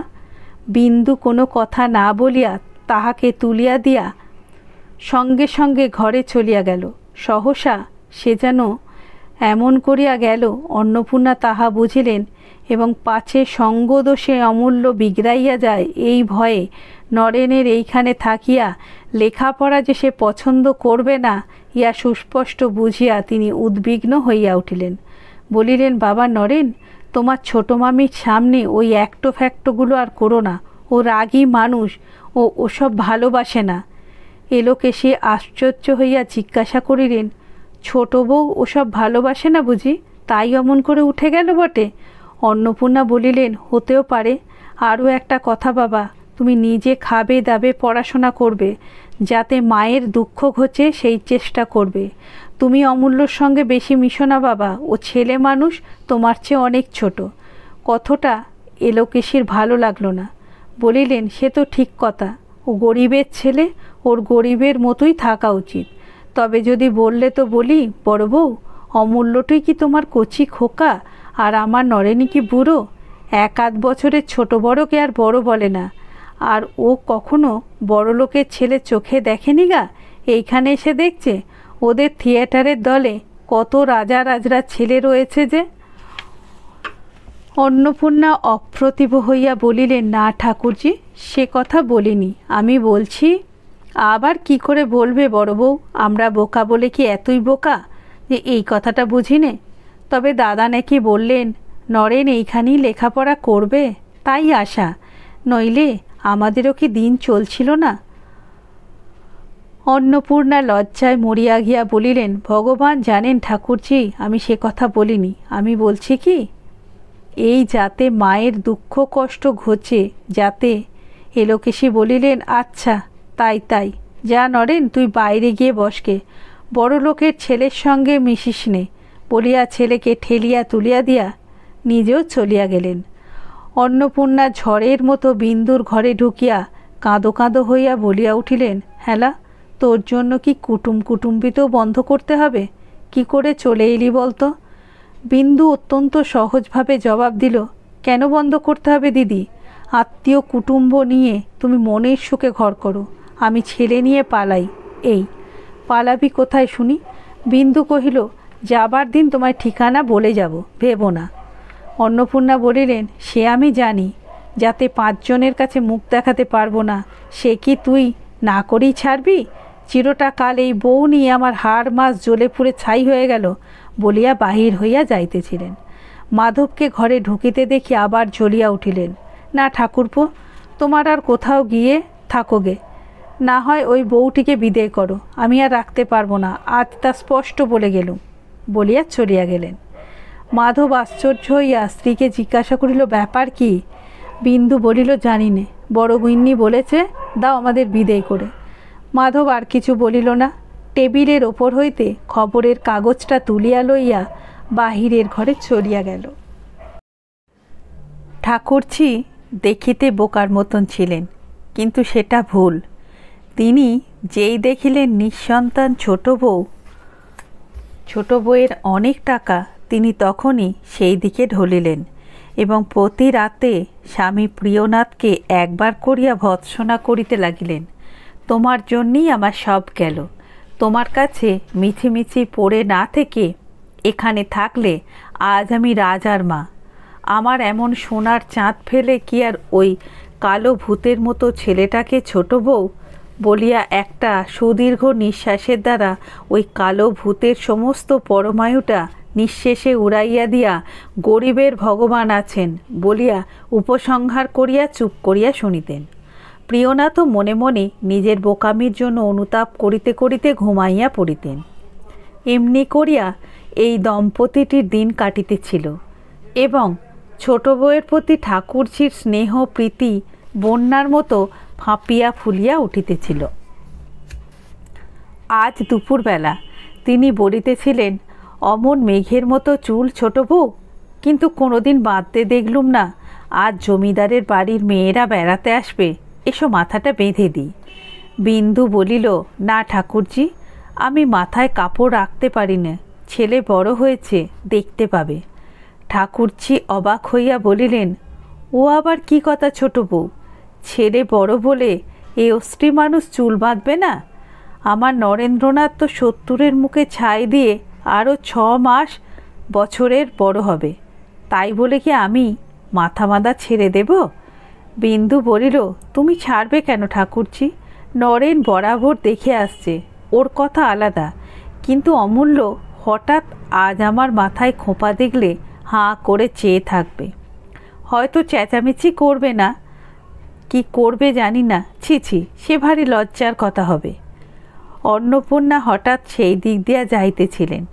বিন্দুর দিকে চাহিয়া সহসা দাঁড়াইয়া পড়িয়া বলিলেন, তোর ছল ছল চোখ কেন রে ছোট বউ? আয় গা দেখি।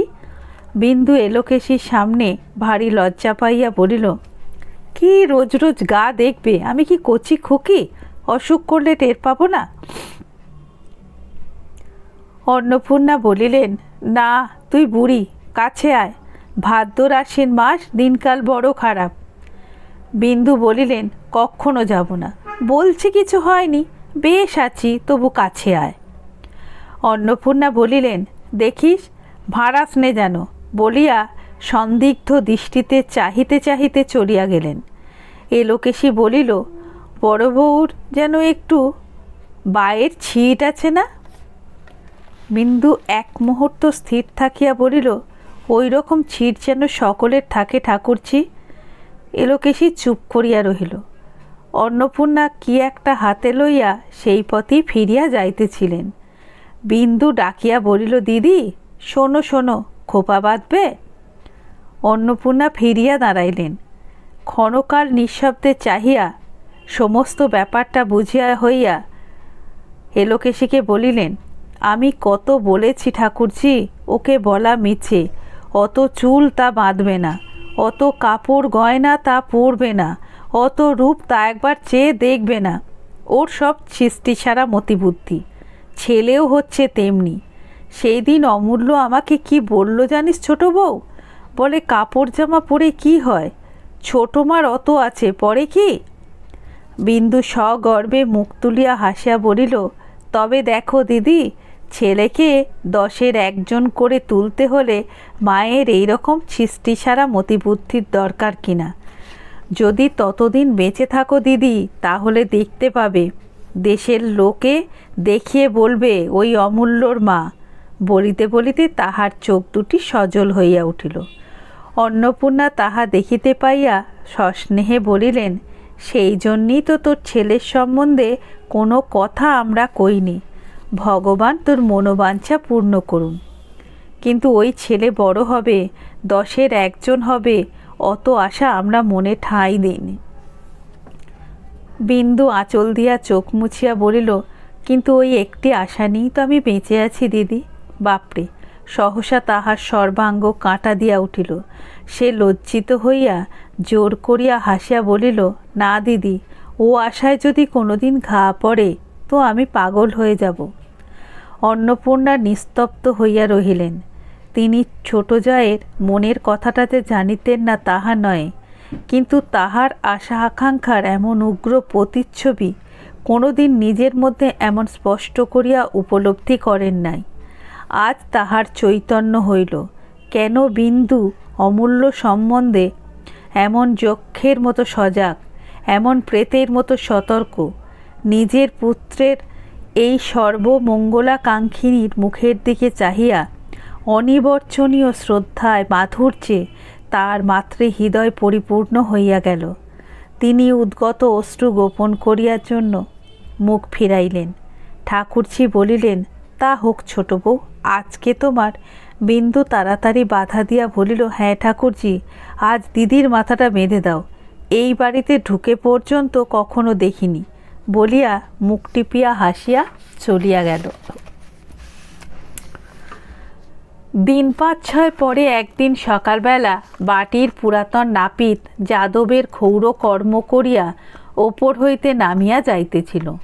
অমূল্য আসিয়া তাহার পথ রোধ করিয়া বলিল, কৈলাসদা, নরেন্দার মতো চুল ছাঁটতে পারো? নাপিত আশ্চর্য হইয়া বলিল, সে কীরকম দাদাবাবু? অমূল্য নিজের মাথার নানা স্থানে নির্দেশ করিয়া বলিল, দেখো, এইখানে 12 আনা, এইখানে 6 আনা, এইখানে 2 আনা, এই ঘাড়ের কাছে একেবারে ছোট ছোট, পারবে ছাঁটতে? নাপিত হাসিয়া বলিল, না দাদা, ও আমার বাবা এলেও পারবে না। অমূল্য ছাড়িল না, সাহস দিয়া কহিল, ও শক্ত নয় কৈলাসদা, এখানে 12 আনা, এখানে 6 আনা। নাপিত নিষ্কৃতি লাভের উপায় করিয়া বলিল, কিন্তু আজ কি বার? তোমার ছোট মা হুকুম না দিলে তো ছাড়তে পারি নে দাদা। অমূল্য বলিল, আচ্ছা দাঁড়াও, আমি জেনে আসি, বলিয়া 1 পা গিয়াই ফিরিয়া আসিয়া বলিল, আচ্ছা, তোমার ছাতিটা একবার দাও, না হলে তুমি পালিয়ে যাবে। বলিয়া জোর করিয়া সে ছাতিটা টানিয়া লইয়া ছুটিয়া চলিয়া গেল। ঝড়ের মতো ঘরে ঢুকিয়া বলিল, ছোট মা, শিগগির একবার এসো তো। ছোট মা সবেমাত্র স্নান সারিয়া আহ্নিকে বসিতেছিল। ব্যস্ত হইয়া বলিল, ওরে ছুঁসনে ছুঁসনে, আহ্নিক করছি। আহ্নিক পরে করো ছোট মা, একবারটি বাইরে এসে হুকুম দিয়ে যাও, নইলে চুল ছেঁটে দেয় না, সে দাঁড়িয়ে আছে। বিন্দু কিছু আশ্চর্য হইল।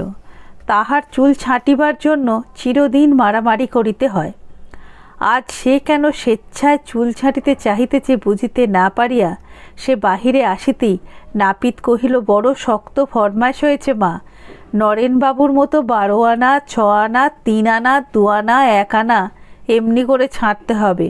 ও কি আমি পারবো? অমূল্য বলিল, খুব পারবে, আচ্ছা দাঁড়াও, আমি নরেন দাদাকে ডেকে আনি। বলিয়া ছুটিয়া চলিয়া গেল। নরেন বাড়ি ছিল না। খানিক খোঁজাখুঁজি করিয়া ফিরিয়া আসিয়া বলিল, সে নেই। আচ্ছা নাই থাকলো ছোট মা, তুমি দাঁড়িয়ে থেকে দেখিয়ে দাও, বেশ করে দেখো, এইখানে 12 আনা, এখানে 6 আনা, এখানে 2 আনা, আর এখানে খুব ছোট। তাহার ব্যগ্রতা দেখিয়া বিন্দু হাসিয়া বলিল, আমি এখন আহ্নিক করবো যে? আহ্নিক পরে করো, নইলে ছুঁয়ে দেব। বিন্দুকে অগত্যা দাঁড়াইয়া থাকিতে হইল। নাপিত চুল কাটিতে লাগিলে বিন্দুর চোখ টিপিয়া দিল। সে সমস্ত চুল সমান করিয়া কাটিয়া দিল। অমূল্য মাথায় হাত বুলাইয়া খুশি হইয়া বলিল, এই ঠিক হয়েছে, বলিয়া লাফাইতে লাফাইতে চলিয়া গেল। নাপিত ছাতি বগলে করিয়া বলিল, কিন্তু মা, কাল এ বাড়ি ঢোকা আমার শক্ত হবে। বামুন ঠাকরুন ভাত দিয়া ডাকাডাকি করিতেছিল। বিন্দু রান্নাঘরের একধারে বসিয়া বাটিতে দুধ সাজাইতে সাজাইতে শুনিতে পাইল অমূল্য বাড়ি ময় কাকার চুল আঁচড়াইবার বুরুষ খুঁজিয়া ফিরিতেছে। খানিক পরই সে কাঁদিয়া আসিয়া বিন্দুর পিঠের ওপর ঝুঁকিয়া পড়িল। কিচ্ছু হয়নি ছোটমা, সব খারাপ করে দিয়েছে, কাল আমি তাকে মেরে ফেলব। বিন্দু আর হাসি চাপিতে পারিল না। অমূল্য পিঠ ছাড়িয়া দিয়া রাগে কাঁদিতে কাঁদিতে বলিল, তুমি কি কানা, চোখে দেখতে পাও না? অন্নপূর্ণা কান্নাকাটি শুনিয়া ঘরে ঢুকিয়া সমস্ত শুনিয়া বলিলেন, তার আর কি, কাল ঠিক করে কেটে দিতে বলব। অমূল্য আরও রাগিয়া গিয়া বলিল, কাল কি করে 12 আনা হবে, এখানে চুল কই? অন্নপূর্ণা শান্ত করিবার জন্য বলিলেন, 12 আনা না হোক 8 আনা 10 আনা হতে পারবে। ছাই হবে, 8 আনা 10 আনা কি ফ্যাশন, নরেন্দাকে জিজ্ঞাসা করো, 12 আনাই চাই। সেই দিন অমূল্য ভালো করিয়া ভাত খাইল না, ফেলিয়া ছড়াইয়া উঠিয়া চলিয়া গেল। অন্নপূর্ণা বলিলেন, তোর ছেলে টেরি বাগাবার শখ হলো কবে থেকে রে? বিন্দু হাসিল, কিন্তু পরক্ষণেই গম্ভীর হইয়া একটা নিঃশ্বাস ফেলিয়া বলিল, দিদি, তুচ্ছ কথা তাই হাসছি বটে, কিন্তু ভয়ে আমার বুক শুকিয়ে যাচ্ছে।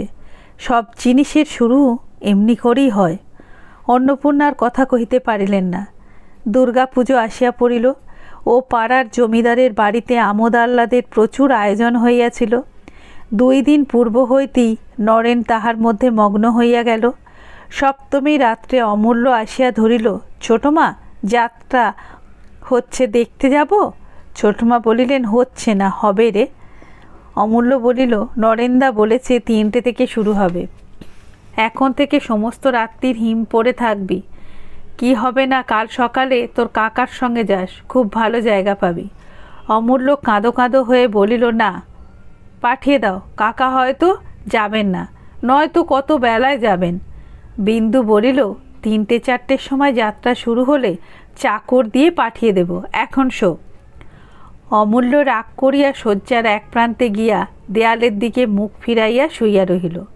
বিন্দু টানিতে গেলে সে হাত সরাইয়া দিয়া শক্ত হইয়া পড়িয়া রহিল।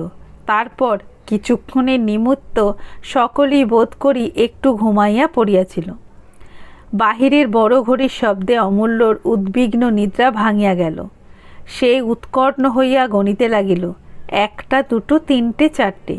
ধরফর করিয়া সে উঠিয়া বসিয়া বিন্দুকে সজোরে নাড়া দিয়া তুলিয়া দিয়া বলিল, ওঠো ওঠো ছোটমা, 3টে-4টে বেজে গেল। বাইরের ঘড়িতে বাজিতে লাগিল 5টা, 6টা, 7টা, 8টা। অমূল্য কাঁদিয়া ফেলিয়া বলিল, 7টা 8টা বেজে গেল, কখন যাব? বাইরের ঘড়িতে তখন বাজিতে লাগিল 9টা, 10টা, 11টা, 12টা। বাজিয়া থামিল। অমূল্য নিজের ভুল বুঝিতে পারিয়া অপ্রতিভ হইয়া চুপ করিয়া শুইল। ঘরের ওধারের খাটের ওপর মাধব শয়ন করিতেন। চেঁচামেচিতে তাহার ঘুম ভাঙিয়া গিয়াছিল। উচ্চ হাস্য করিয়া তিনি বলিলেন, অমূল্য, কি হলো রে? অমূল্য লজ্জায় সাড়া দিল না। বিন্দু হাসিয়া বলিল, ও যে করে আমাকে তুলেছে, ঘরে ধরে আগুন ধরে গেলেও মানুষ অমন করে তোলে না। অমূল্য নিস্তব্ধ হইয়া আছে দেখিয়া তাহার দয়াই হইল। সে বলিল, আচ্ছা যা, কিন্তু কারো সঙ্গে ঝগড়াঝাঁটি করিস নি। তারপর ভৈরবকে ডাকিয়া আলো দিয়া পাঠাইয়া দিল। পরদিন বেলা 10টার সময় যাত্রা শুনিয়া হিষ্ট চিত্তে অমূল্য ঘরে ফিরিয়া আসিয়া কাকাকে দেখিয়াই বলিল, কই গেলেন না আপনি? বিন্দু জিজ্ঞাসা করিল, কেমন দেখলি রে? বেশ যাত্রা ছোটমা। কাকা, আজ সন্ধ্যার সময় আবার চমৎকার খ্যামটার নাচ হবে। কলকাতা থেকে 2 জন এসেছে, নরেন্দা তাদের দেখেছে, ঠিক ছোটমার মতো, খুব ভালো দেখতে, তারা নাচবে, বাবাকেও বলেছি। বেশ করেছ বলিয়া মাধব হো হো করিয়া হাসিয়া উঠিলেন। রাগে বিন্দুর সমস্ত মুখ আরক্ত হইয়া উঠিল। তোমার গুণধর ভাগ্নের কথা শোনো। অমূল্যকে কহিল, তুই একবারও আর ওখানে যাবি না, হারামজাদা বজ্জাত। কে বলল আমার মতো? নরেন। অমূল্য ভয়ে ভয়ে বলিল, হ্যাঁ, সে দেখেছে যে। কই নরেন? আচ্ছা আসুক সে। মাধব হাসি দমন করিয়া বলিলেন, পাগল তুমি? দাদা শুনেছেন, আর গোলমাল করো না। কাজেই বিন্দু কথাটা নিজের মধ্যে পরিপাক করিয়া রাগে পুড়িতে লাগিল। সন্ধ্যার প্রাক্কালে অমূল্য আসিয়া অন্নপূর্ণাকে ধরিয়া বসিল। দিদি, পুজো বাড়িতে নাচ দেখতে যাব, দেখে এক্ষুনি ফিরে আসব। অন্নপূর্ণা কাজে ব্যস্ত ছিলেন, বলিলেন, তোর মাকে জিজ্ঞেস করগে। অমূল্য চিৎ করিয়া বলিল, না দিদি, এক্ষুনি ফিরে আসবো, তুমি বলো যাই। অন্নপূর্ণা বলিলেন, না রে না, সে রাগী মানুষ, তাকে বলে যা। অমূল্য কাঁদিতে লাগিল, কাপড় ধরিয়া টানাটানি করিতে লাগিল। তুমি ছোটমাকে বলো না আমি নরেনদার সঙ্গে যাই, এক্ষুনি ফিরে আসব। অন্নপূর্ণা বলিলেন, নরেনের সঙ্গে যদি যাস তো। অমূল্য কথাটা শেষ করিবার সময় দিল না, এক দৌড়ে বাহির হইয়া গেল। ঘণ্টাখানেক পরে অন্নপূর্ণার কানে গেল, বিন্দু খোঁজ করিতেছে। তিনি চুপ করিয়া রহিলেন। খোঁজাখুঁজি কমেই বাড়িতে লাগিল। তখন তিনি বাহিরে আসিয়া বলিলেন, কি নাচ হবে নরেনের সঙ্গে, তাই দেখতে গেছে, এখনই ফিরে আসবে, তোর কোনো ভয় নেই। বিন্দু কাছে আসিয়া জিজ্ঞাসা করিল, কে যেতে বলেছে, তুমি? অমূল্য যে সম্মতি না লইয়াই গিয়াছে, এ কথা অন্নপূর্ণা ভয়ে স্বীকার করিতে পারিলেন না। বলিলেন, এক্ষুনি আসবে। বিন্দু মুখ অন্ধকার করিয়া চলিয়া গেল। খানিক পরে অমূল্য বাড়ি ঢুকিয়া যাই শুনিল ছোটমা ডাকিতেছে। সে গিয়া তাহার পিতার শয্যার একধারে শুইয়া পড়িল। প্রদীপের আলোকে বসিয়া চোখে চশমা আটিয়া যাদব ভগবত পড়িতেছিলেন। মুখ তুলিয়া বলিলেন, কিরে অমূল্য? অমূল্য সাড়া দিল না। কদম আসিয়া বলিল, ছোটমা ডাকছেন, এসো। অমূল্য তাহার পিতার কাছে সরিয়া আসিয়া বলিল, বাবা, তুমি দিয়ে আসবে, চলো না। যাদব বিস্মিত হইয়া বলিলেন, আমি দিয়ে আসব? কি হয়েছে কদম? কদম বুঝাইয়া বলিল। যাদব বুঝিলেন এই লইয়া একটা কলহ অবশ্যম্ভাবী। একজন নিষেধ করিয়াছে, একজন হুকুম দিয়াছে।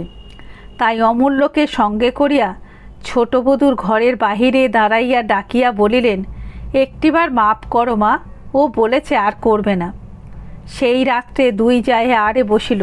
বিন্দু বলিল, আমি তোমার ওপর রাগ করছি না দিদি, কিন্তু এখানে আমার আর থাকা চলবে না। অমূল্য তাহলে একেবারে বিগড়ে যাবে। আমি যদি মানা না করতুম তাহলেও একটা কথা ছিল, কিন্তু নিষেধ করা সত্ত্বেও এত বড় সাহস ওর হলো কী করে? তখন থেকে আমি শুধু এই কথাই ভাবছি। তার উপর বজ্জাতি বুদ্ধি দেখো, আমার কাছে যায়নি, এসেছে তোমার কাছে। বাড়ি ফিরে যেই শুনেছে আমি ডাকছি, অমনি গিয়ে বটঠাকুরকে সঙ্গে করে এনেছে।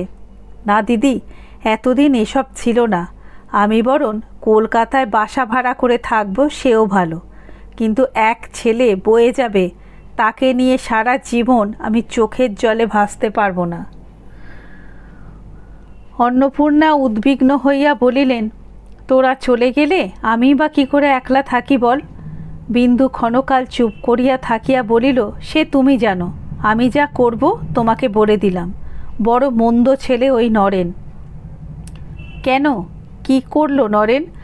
আর মনে কর ওরা যদি দুটি ভাই হতো তাহলে কি করতিস? বিন্দু বলিল, আজ তাহলে চাকর দিয়ে হাত পা বেঁধে জল বিচুটি দিয়ে বাড়ি থেকে দূর করে দিতুম। তাছাড়া যদি নিয়ে কাজ হয় না দিদি, ওদের তুমি ছাড়ো। অন্নপূর্ণা মনে মনে বিরক্ত হইলেন, বলিলেন, ছাড়া না ছাড়া কি আমার হাতে ছোট বউ? যে ওদের এনেছে তাকে বলগে, আমাকে মিথ্যে গঞ্জনা দিস নে। এসব কথা বটঠাকুরকে বলবো কি করে? যেমন করে সব কথা বলিস তেমনি করে বলগে। বিন্দু ভাতের থালাটা ঠেলিয়া দিয়া বলিল, ন্যাকা বুঝিও না দিদি, আমারও 27-28 বছর বয়স হতে চলল। এ বাড়ির দাসী চাকর নিয়ে কথা নয়, কথা আত্মীয় স্বজন নিয়ে। তুমি বেঁচে থাকতে এসব কথায় কথা বলতে গেলে বটঠাকুর রাগ করবেন না? অন্নপূর্ণা বলিলেন, রাগ নিশ্চয়ই করবেন, কিন্তু আমি বললে আমার আর মুখ দেখবেন না। হাজার হই আমরা পর, ওরা ভাই বোন, সেটা দেখিস না কেন? তাছাড়া আমি বুড়ো মাগি, এই তুচ্ছ কথা নিয়ে নেচে বেড়ালে লোকে পাগল বলবে না? বিন্দু ভাতের থালাটা হাত দিয়া আরও খানিকটা ঠেলিয়া দিয়া গুম হইয়া বসিয়া রহিল। অন্নপূর্ণা বুঝিলেন সে কেবল ভাসুরের ভয়ে চুপ করিয়া গেল। বলিলেন, হাত তুলে বসে রইলি, ভাতের থালাটা কি অপরাধ করলো? বিন্দু হঠাৎ নিঃশ্বাস ফেলিয়া বলিল, আমার খাওয়া হয়ে গেছে। অন্নপূর্ণা তাহার ভাব দেখিয়া আর জিদ করিতে সাহস করিলেন না। শুইতে গিয়া বিন্দু বিছানায় অমূল্যকে দেখিতে না পাইয়া ফিরিয়া আসিয়া বলিল, সে গেল কোথায়? অন্নপূর্ণা বলিলেন, আজ দেখছি আমার বিছানায় শুয়ে ঘুমাচ্ছে, যাই তুলে দিগে। না না থাক বলিয়া বিন্দু মুখ অন্ধকার করিয়া চলিয়া গেল। অর্ধেক রাতে বিন্দু সতর্ক নিদ্রা অন্নপূর্ণার ডাকে ভাঙিয়া গেল। কি দিদি? অন্নপূর্ণা বাহির হইতে বলিলেন, দোর খুলে তোর ছেলে নে, এত বজ্জাতি আমার বাবা এলেও সইতে পারবে না। বিন্দু দূর খুলিয়া দিতেই তিনি অমূল্যকে সঙ্গে করিয়া ঘরে ঢুকিয়াই বলিলেন, ঢের হারামজাদা ছেলে দেখেছি ছোট বউ, এমনটি দেখিনি। রাত্রির 2টো বাজে একবার চোখের পাতা এক করতে দিল না। এই বলে খিদে পেয়েছে, এই বলে মশা কামড়াচ্ছে, এই বলে জল খাবো, এই বলে বাতাস করো। না ছোট বউ, আমি সমস্ত দিন খাটি খুঁটি, রাত্রিরে একটু ঘুমোতে না পেলে আমি বাঁচিনি। বিন্দু হাসিয়া হাত বাড়াইতেই অমূল্য তাহার কোরের ভেতর গিয়া ঢুকিল এবং বুকের ওপর মুখ রাখিয়া 1 মিনিটের মধ্যে ঘুমাইয়া পড়িল। মাধব ওদিকে বিছানা হইতে পরিহাস করিয়া বলিলেন, শখ মিটল বৌঠান? অন্নপূর্ণা বলিলেন, আমি শখ করিনি ভাই, উনি নিজেই মারের ভয়ে ওখানে গিয়ে ঢুকেছিলেন। তবে আমারও শিক্ষা হলো বটে। আর কি ঘেন্নার কথা ঠাকুরপো, আমাকে বলে কি না তোমার কাছে শুতে লজ্জা করে। 3জনই হাসিয়া উঠিল। অন্নপূর্ণা বলিলেন, আর না, যাই একটু ঘুমুই গে, বলিয়া চলিয়া গেলেন। দিন 10 পরে বিন্দুর বাবা মা তীর্থযাত্রার সংকল্প করিয়া মেয়েকে একবার দেখিবার জন্য পালকি পাঠাইয়া দিয়াছিলেন। বিন্দু বড় জায়ের অনুমতি লইয়া 2-3 দিনের জন্য অমূল্যকে লুকাইয়া বাপের বাড়ি যাইবার জন্যে উদ্যোগ করিতেছিল। এমন সময় বই বগলে করিয়া স্কুলের জন্য প্রস্তুত হইয়া অমূল্য আসিয়া উপস্থিত হইল। অনতিপূর্বে সে বাহিরে পথের ধারে একটা পালকি দেখিয়া আসিয়াছিল। এখন হঠাৎ পায়ের দিকে নজর পড়িতেই সে থমকিয়া দাঁড়াইয়া পড়িয়া বলিল, পায়ে আলতা পড়েছ কেন ছোট মা? অন্নপূর্ণা উপস্থিত ছিলেন, হাসিয়া ফেলিলেন। বিন্দু বলিল, আজ পড়তে হয়। অমূল্য বারবার আপাদ মস্তক নিরীক্ষণ করিয়া বলিল, গায়ে এত গয়না কেন? অন্নপূর্ণা মুখে আঁচল দিয়া বাহির হইয়া গেলেন। বিন্দু হাসি চাপিয়া বলিল, কবে তোর বউ এসে পড়বে বলে আমাদের কাউকে কিছু পড়তে নেই রে, যা স্কুলে যা। অমূল্য সে কথা কানে না তুলিয়া বলিল, দিদি অত হাসছে কেন? আমি তো আর স্কুলে যাব না, তুমি কোথাও যাবে? বিন্দু বলিল, তাই যদি যাই তোর হুকুম নিতে হবে নাকি? আমিও যাব, বলিয়া সে বই লইয়া বাহিরে চলিয়া গেল। অন্নপূর্ণা ঘরে ঢুকিয়া বলিলেন, ও যে অত সহজে স্কুলে যাবে মনে করিনি। কিন্তু কি শেয়ানা দেখেছিস, বলে আলতা পড়েছ কেন, গায়ে অত গয়না কেন? তো আমি বলি নিয়ে যা, নইলে ফিরে এসে তোকে দেখতে না পেলে ভারী হাঙ্গামা করবে। বিন্দু বলিল, তুমি মনে করছো দিদি সে স্কুলে গেছে? কক্ষনো না, কোথায় লুকিয়ে বসে আছে দেখো, ঠিক সময় হাজির হবে। ঠিক তাহাই হইল, সে লুকাইয়াছিল। বিন্দু অন্নপূর্ণার পায়ের ধুলো লইয়া পালকিতে উঠিবার সময় কোথা হইতে বাহির হইয়া তাহার আঁচল ধরিয়া দাঁড়াইল।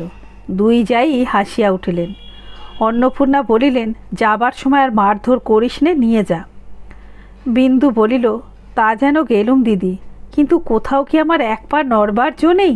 এ তো বড় বিপদের কথা। অন্নপূর্ণা বলিলেন, যেমন করেছিস তেমন হবে তো। অমূল্য, থাক না তুই 2 দিন আমার কাছে। অমূল্য মাথা নাড়িয়া বলিল, না না, তোমার কাছে থাকতে পারবো না, বলিয়া আগেই সে পালকিতে গিয়া বসিল। বিন্দু বাপের বাড়ি হইতে ফিরিয়া আসিবার দিন 10 পরে একদিন মধ্যাহ্নে অন্নপূর্ণা তাহার ঘরে ঢুকিতে ঢুকিতে বলিলেন, ছোট বউ।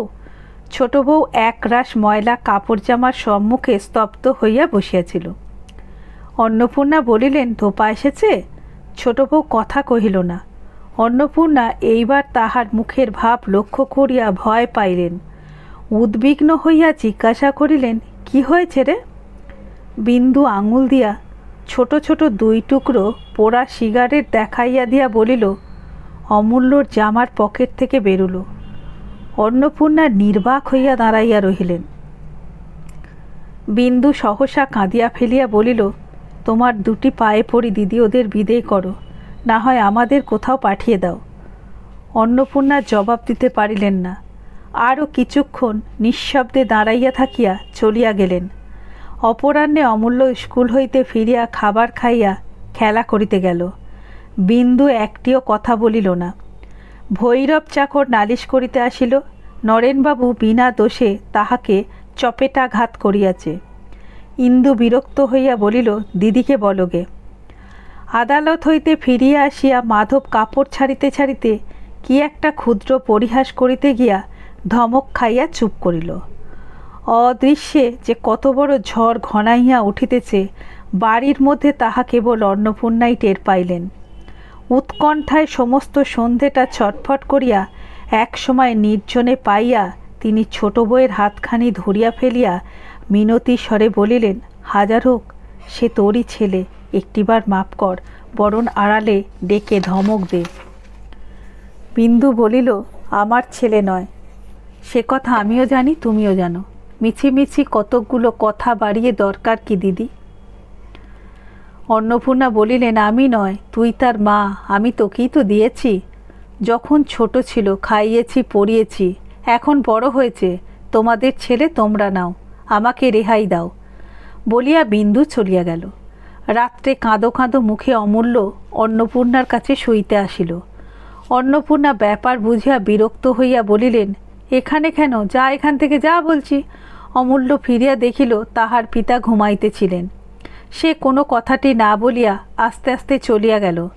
সকালবেলায় কদম রান্নাঘরে এঁটো বাসন তুলিতে আসিয়া দেখিল বারান্দার এক কোণে কতকগুলি কাঠ ঘুঁটের ওপর অমূল্য পড়িয়া ঘুমাইতেছে। সে ছুটিয়া গিয়া বিন্দুকে তুলিয়া আনিল। অন্নপূর্ণার ঘুম ভাঙিয়া বাহিরে আসিয়াছিলেন, কাছে আসিয়া দাঁড়াইলেন। বিন্দু তীক্ষ্ণভাবে বলিল, রাত্রে বড়গিন্নি বুঝি তাড়িয়ে দিয়েছিলে? ও থাকলে ঘুমের ব্যাঘাত হয় না? ছেলের অবস্থা দেখিয়া ক্ষোভে দুঃখে তাহার নিজের চোখেও জল আসিতেছিল, কিন্তু বিন্দুর নিষ্ঠুর তিরস্কারে জ্বলিয়া উঠিয়া বলিলেন, নিজের দোষ তুই পরের ঘাড়ে তুলে দিতে পারলেই বাঁচিস। বিন্দু ছেলেকে তুলিতে গিয়া দেখিল তাহার গা গরম, জ্বর হইয়াছে। কহিল, সারা রাত কার্তিক মাসের হিমে জ্বর হবেই তো, এখন ভালো হলে বাঁচি। অন্নপূর্ণা ব্যগ্র হইয়া ঝুঁকিয়া পড়িয়া বলিলেন, জ্বর হয়েছে, কই দেখি।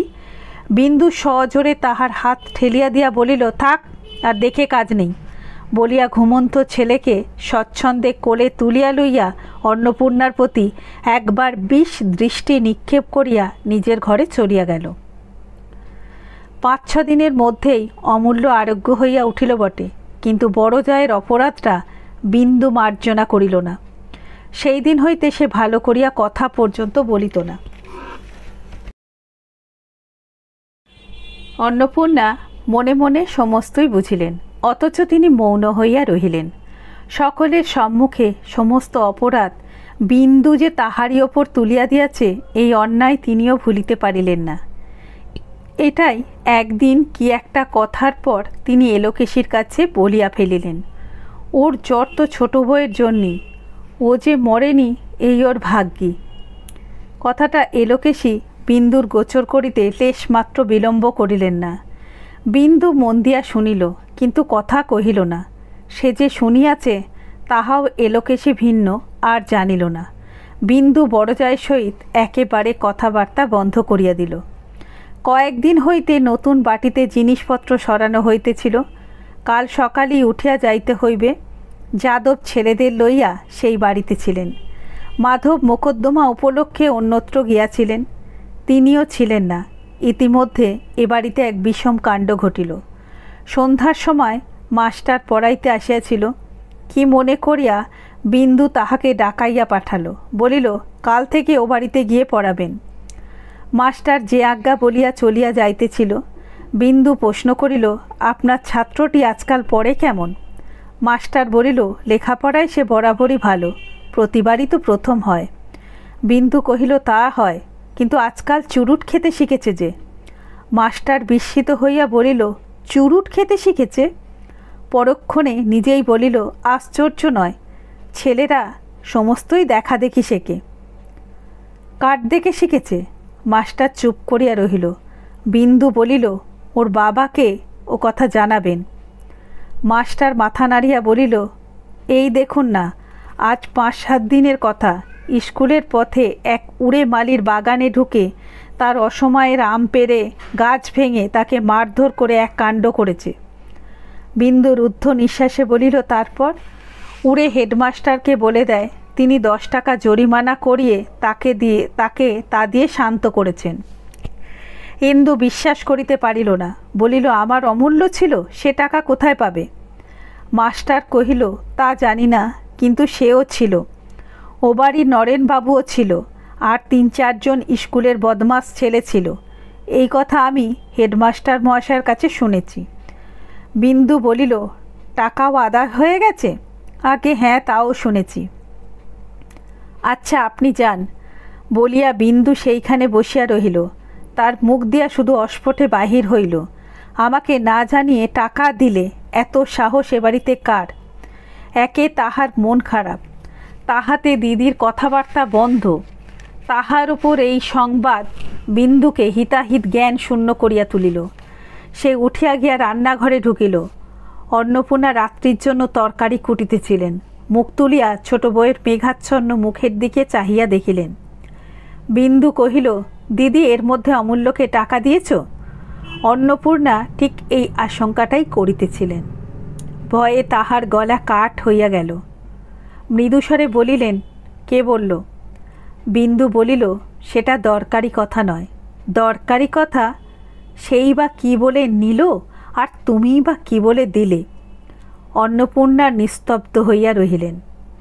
বিন্দু বলিল, তুমি চাও না যে আমি তাকে শাসন করি, সেই জন্যই আমাকে লুকিয়েছ। অমূল্য আর যাই করুক, মিথ্যে কথা গুরুজনের কাছে বলবে না। তুমি জেনে শুনে দিয়েছ, সত্যি কি না? অন্নপূর্ণা আস্তে আস্তে বলিলেন, সত্যি, কিন্তু এইবারটি তাকে মাপ কর বোন, আমি মাপ চাচ্ছি। বিন্দুর বুকের ভেতর পুড়িয়া যাইতেছিল। বলিল, একটিবার, আজ থেকে চিরকালের জন্যই মাপ করলুম, আর বলবো না, আর কথা কব না। সে যে এমনি করে চোখের সামনে একটু একটু করে উচ্ছন্ন যাবে, তা সইতে পারবো না। তার চেয়ে একেবারে যাক। কিন্তু তোমার কি আস্পর্ধা? শেষ কথাটা অন্নপূর্ণাকে তীক্ষ্ণভাবে বিঁধিল। তথাপি তিনি নিরুত্তরে বসিয়া রহিলেন। কিন্তু বিন্দু যত বকিতেছিল, তাহার ক্রোধ উত্তরোত্তর ততই বাড়িতেছিল। সে পুনরায় চেঁচাইয়া বলিল, সব কথায় তুমি ন্যাকা সেজে বলো এইবারটি মাপ কর, কিন্তু দোষ তার তত নয় যত তোমার। তোমাকে আমি মাপ করব না। বাটির দাসী চাকরেরা আড়ালে দাঁড়াইয়া শুনিতেছিল। অন্নপূর্ণার আর সহ্য হইল না। তিনি বলিলেন, কি করবি, ফাঁসি দিবি? বন্যিতে আহুতি পড়িল। বিন্দু বারুদের মতো জ্বলিয়া উঠিয়া বলিল, সেই তোমার উপযুক্ত শাস্তি।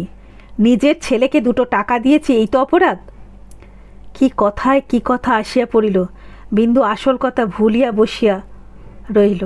তাই বা দেবে কেন? নষ্ট করবার মতো টাকা আসে কোথা থেকে? অন্নপূর্ণা বলিলেন, টাকা তুই নষ্ট করিস নে? আমি করি আমার টাকা, তুমি নষ্ট করো কার টাকা শুনি? অন্নপূর্ণা এবার ভয়ঙ্কর ক্ষুব্ধ হইয়া উঠিলেন। তিনি নিঃস্ব ঘরের মেয়ে ছিলেন, মনে করিলেন বিন্দু সেই ইঙ্গিত করিয়াছে। দাঁড়াইয়া উঠিয়া বলিলেন, তুই না হয় মস্ত বড় লোকের মেয়ে, কিন্তু তাই বলে আর কেউ যে 2 টাকাও দিতে পারে না, সে অহংকার করিস নে। বিন্দু বলিল, সে অহংকার আমি করি নে, কিন্তু তুমিও ভেবে দেখো, একটা পয়সাও দিতে গেলে তুমি কার পয়সা দাও? অন্নপূর্ণা চেঁচাইয়া উঠিলেন, কার পয়সা দিই? তোর যা মুখে আসে তাই বলিস? যা, দূর হয়ে যা সামনে থেকে। বিন্দু বলিল, দূর? আমি রাত পোহালেই হব, কিন্তু কার পয়সা খরচ করো সেটা দেখতে পাও না? কার রোজগারে খাচ্ছ পড়ছ সেটা জানো না? হঠাৎ কথাটা বলিয়া ফেলিয়াই বিন্দু স্তব্ধ হইয়া থামিল। অন্নপূর্ণার মুখ সাদা হইয়া গিয়াছিল। তিনি ক্ষণকাল নির্বিশেষ চোখে ছোট বউয়ের মুখের প্রতি চাহিয়া বলিলেন, তোমার স্বামীর রোজগারে খাচ্ছি পড়ছি, আমি তোমার দাসী মাদি, উনি তোমার চাকর বাকর। এই না তোর মনের কথা? তা এতদিন বলিসনি কেন? তাহার ওষ্ঠাধর বারংবার কাঁপিয়া উঠিল। তিনি দাঁত দিয়া অধর চাপিয়া ধরিয়া এক মুহূর্ত স্থির থাকিয়া বলিলেন, কোথা ছিলে ছোট বউ যখন ছোট ভাইকে পড়াবার জন্য 2খানি কাপড় একসঙ্গে কিনে পরিনি? কোথায় ছিলি তুই যখন ঘর পুড়ে গেলে গাছতলায় একবেলা রেঁধে খেয়ে এই পৈতৃক ভিটেটুকু খাড়া করেছিল? বলিতে বলিতে তাহার দুই চোখ দিয়া দরদর করিয়া জল ঝরিয়া পড়িল। আঁচল দিয়া মুছিয়া ফেলিয়া বলিলেন, ও যদি জানতো তোর মনের কথা, কখনো এমন আফিং খেয়ে চোখ বুজে হুঁকোর নল মুখে দিয়ে আরামে দিন কাটাতে পারত না। সে লোক ও নয়। ওকে জানে তোর স্বামী, ওকে জানে স্বর্গের দেবতারা। আজ আমার ছুতো করে তুই তাকে অপমান করলি। স্বামী অভিমানে অন্নপূর্ণার বুক ফুলিয়া ফুলিয়া উঠিতে লাগিল। বলিলেন, ভালোই হলো জানিয়ে দিলি। সতী আত্মহত্যা করেছিল, আমি দিব্যি করছি। বরং পরের বাড়ি রেঁধে খাবো, তবুও তোদের ভাত আর খাবো না। তুই কি করলি? ওকে অপমান করলি। ঠিক এই সময়ে যাদব প্রাঙ্গণে আসিয়া দাঁড়াইয়া ডাকিলেন, বড় বউ। স্বামীর কণ্ঠস্বরে তাহার অভিমান ঝটিকা ক্ষুব্ধ সাগরের মতো উত্তাল হইয়া উঠিল। ছুটিয়া বাহিরে আসিয়া বলিলেন, ছি ছি, যে লোক নিজের মাক ছেলেকে খেতে দিতে পারে না, তার গলায় দেবার মতো দড়ি জোটে না কেন? যাদব হতবুদ্ধি হইয়া বলিলেন, কি হলো গো? কি হলো? কিচ্ছু না। ছোট বউ আজ স্পষ্ট করে বলে দিল, আমি তার দাসী, তুমি তার চাকর। ঘরের ভেতরে বিন্দু জিভ কাটিয়া কানে আঙুল দিল। অন্নপূর্ণা কাঁদিতে কাঁদিতে বলিলেন, আমার একটা পয়সা কাউকে হাতে তুলে দেবার অধিকার নেই। তুমি বেঁচে থাকতেও আজ আমাকে কথা শুনতে হলো।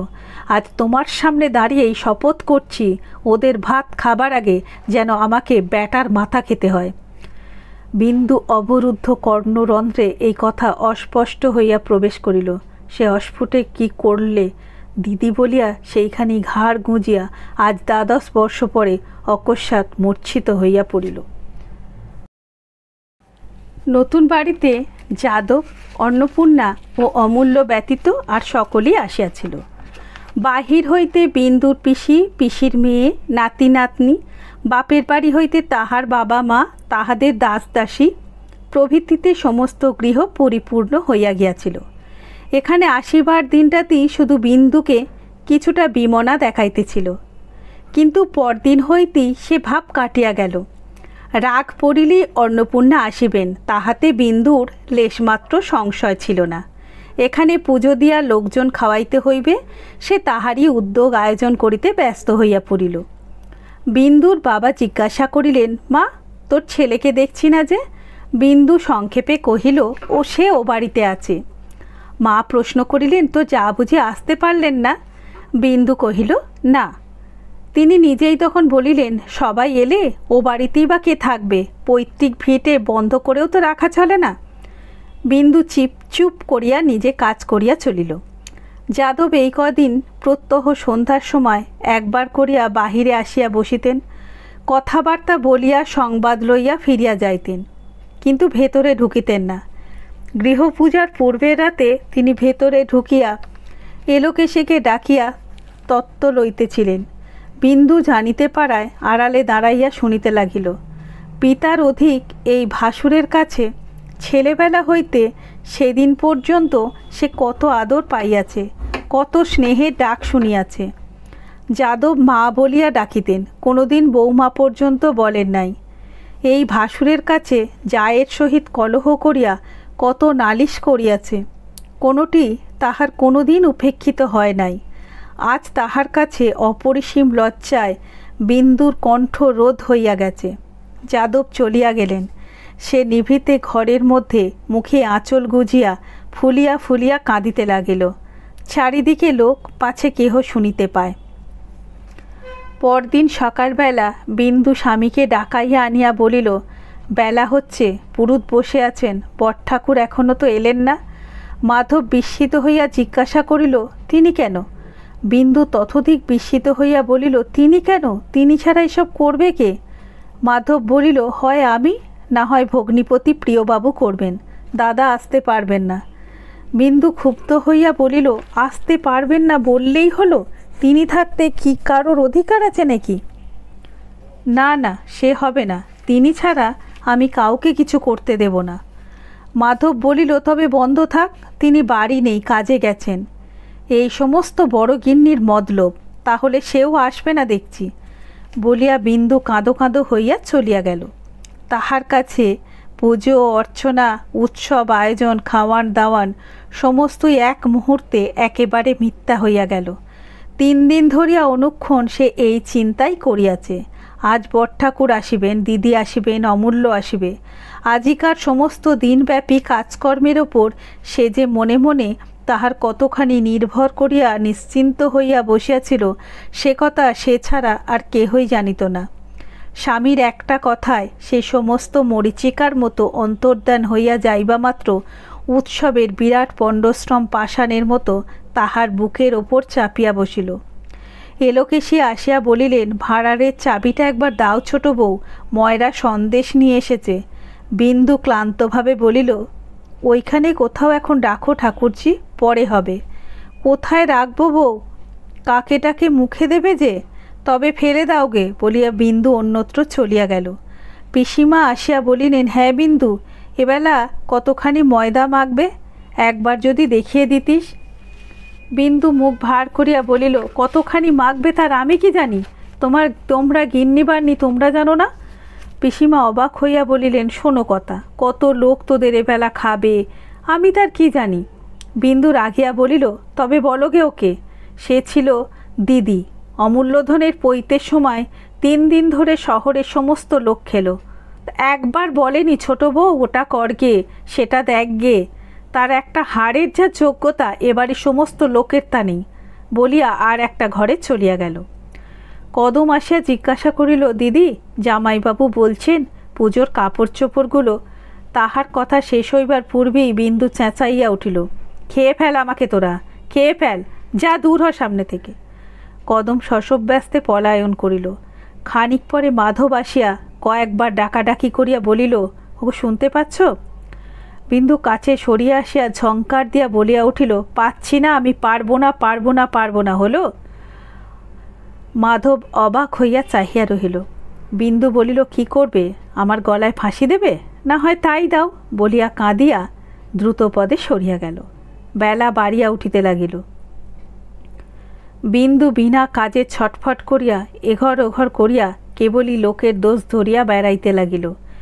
কে তাড়াতাড়ি পথের ওপর কতকগুলি বাসন রাখিয়া গিয়াছিল, বিন্দু টান মারিয়া সেগুলি উঠোনের ওপর ফেলিয়া দিয়া কি করিয়া কাজ করিতে হয় শিখাইয়া দিল। কার ভিজা কাপড় শুকাইতেছিল, উড়িয়া তাহার গায়ে লাগিবা মাত্র টানিয়া খণ্ড খণ্ড করিয়া ছিঁড়িয়া ফেলিল। কি করিয়া কাপড় শুকাইতে হয় বুঝাইয়া দিল। যে কেহ তাহার সামনে পড়িল সেই সবহে পাশ কাটাইয়া দাঁড়ালো। পুরোহিত বেচারা নিজে ভেতরে আসিয়া বলিলেন, তাই তো বেলা বাড়তে লাগলো, কোনো বিলি ব্যবস্থাই দেখিনি।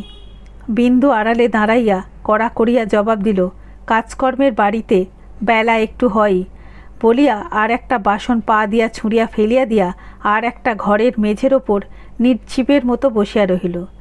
মিনিট 10 পর হঠাৎ তাহার কানে একটা পরিচিত কণ্ঠের শব্দ যাইবা মাত্র সে ধরফর করিয়া উঠিয়া দাঁড়াইয়া দরজা দিয়া মুখ বাড়াইয়া দেখিল অন্নপূর্ণা আসিয়া প্রাঙ্গণে দাঁড়াইলেন।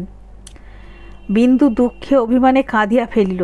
চোখ মুছিয়া সশব্দে সম্মুখে আসিয়া গলায় আঁচল দিয়া হাত জোর করিয়া বলিল, বেলা 10টা 11টা বাজে, আর কত শত্রুতা করবে দিদি? আমি বিষ খেলে তোমার মনোবাসনা পূর্ণ হয় তো তাই হোক, বাড়ি গিয়ে এক বাটি পাঠিয়ে দাও বলিয়া চাবির গোছাটা ঝনাত করিয়া তাহার পায়ের নিচে ফেলিয়া দিয়া নিজের ঘরে গিয়া দৌড় দিয়া মাটির ওপর লুটাইয়া পড়িয়া কাঁদিতে লাগিল। অন্নপূর্ণা নিঃশব্দে চাবির গোছা তুলিয়া লইয়া দৌড় খুলিয়া ভাঁড়ারে গিয়া ঢুকিলেন। অপরাহ্নে লোকজনের যাতায়াত, খাওয়ানো দাওয়ানোর ভিড় কমিয়া গিয়াছিল। তবুও বিন্দু কিসের জন্য কেবলই অস্থির হইয়া ঘরবার করিতে লাগিল। ভৈরব আসিয়া বলিল, অমূল্যবাবু স্কুলে নেই। বিন্দু তাহার দিকে অগ্নিদৃষ্টে নিক্ষেপ করিয়া বলিল, হতভাগা, ছেলেরা রাত্রি পর্যন্ত স্কুলে থাকে, নতুন লোক তুমি, ও বাড়িতে গিয়ে একবার দেখতে পারিনে? ভৈরব বলিল, সে বাড়িতেও নেই। বিন্দু চেঁচাইয়া বলিল, কোথায় কোন ছোট লোকের ছেলের সঙ্গে ড্যাঙ্গুলি খেলছে, তার কি আর প্রাণে ভয় ডর আছে? এইবার একটা চোখ কানা হলেই বড় গিন্নির মনোবাঞ্ছা পূর্ণ হয়, তাহলে 10 হাত বের করে খায়। যা, যেখানে পাস খুঁজে আন। অন্নপূর্ণা ভাঁড়ারের দোরে বসিয়া আর 5 জন বর্ষীয় সহিত কথাবার্তা কহিতেছিলেন। ছোট বউয়ের তীক্ষ্ণ কণ্ঠ শুনিতে পাইলেন। ঘণ্টাখানেক পরে ভৈরব আসিয়া জানাইল, অমূল্যবাবু ঘরে আছে, এলো না, বিন্দু বিশ্বাস করিতে পারিল না। এলো না কি রে, আমি ডাকছি বলেছিলি? ভৈরব মাথা নাড়িয়া বলিল, হ্যাঁ, তবু এলো না। বিন্দু এক মুহূর্ত চুপ করিয়া থাকিয়া বলিল, তার দোষ কি? যেমন মা তেমন ছেলে হবে তো। আমরাও কটু দিব্যি রইল যে অমন মা বেটার মুখ দর্শন করব না। অনেক রাত্রে অন্নপূর্ণা বাটি ফিরিতে উদ্যত হইলে পৌঁছাইয়া দিবার জন্য মাধব নিজে আসিয়া উপস্থিত হইল। বিন্দু দ্রুতপদে অদূরে আসিয়া স্বামীকে উদ্দেশ্য করিয়া ভীষণ কণ্ঠে বলিল, পৌঁছে দিতে তো যাচ্ছ, উনি জলস্পর্শ করেননি তা জানো তো? মাধব বলিল, সে তোমার জানবার কথা, আমার নয়। সমস্ত নষ্ট হয় দেখে নিজে গিয়ে ডেকে এনেছিলুম, এখন নিজে পৌঁছে দিতে যাচ্ছি। বিন্দু বলিল, বেশ ভালো কথা, তাহলে দেখছি তুমিও ওইদিকে। মাধব জবাব না দিয়া বলিল, চলো বৌঠান, আর দেরি করো না।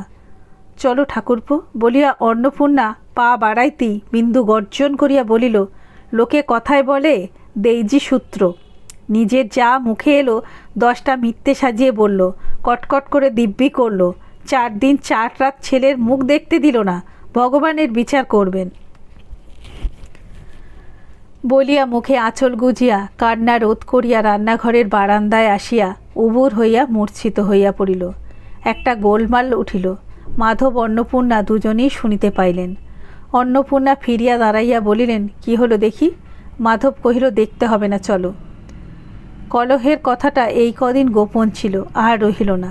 পরদিন বাড়ির মেয়েরা এক জায়গায় বসিলে এলোকেশী বলিয়া উঠিলেন, যায় যায় ঝগড়া হয়েছে, ছেলের কি হলো? সে একবার আসতে পারল না। ছোট বউ বড় মিথ্যে বলেনি, যেমন মা তেমন ছেলে হবে তো। ঢের ঢের ছেলে দেখেছি বাবা, এমন নেমক হারাম কখনো দেখিনি। বিন্দু ক্লান্তিতে একটিবার তাহার দিকে চাহিয়া লজ্জায় ঘেন্নায় চোখ নিচু করিল। এলোকেশী পুনরায় কহিলেন, তুমি ছেলে ভালোবাসো ছোট বউ, আমার নরেন্দ্রনাথকে নাও, ওকে তোমায় দিলুম, মেরে ফেলো, কেটে ফেলো, কোনোদিন কথাটি বলবার ছেলেও নয়, তেমন সন্তান পেটে ধরিনি। বিন্দু নিঃশব্দে বসিয়া রহিল। বিন্দুর মা জবাব দিলেন, তাহার বয়স হয়েছে, জমিদারের মেয়ে, জমিদারের গৃহিণী, তিনি পাকা লোক। হাসিয়া বলিলেন, ও কি একটা কথা গো, অমূল্যর হাড়ে মাসে জড়িয়ে আছে। না না, ওকে তোমরা অমন করে উতলা করে দিও না বিন্দু, তোদের ঝগড়া 2 দিনের, তাই বলে ছেলে কি তোর পর হয়ে যাবে? বিন্দু ছলছল চোখে মায়ের মুখের দিকে চাহিয়া চুপ করিয়া বসিয়া রহিল। সন্ধ্যার সময় সে কদমকে ডাকিয়া বলিল, আচ্ছা কদম, তুই তো ছিলি, তুই বল, আমার এত কি দোষ হয়েছিল যে উনি অত বড় দিব্যি করে ফেললেন?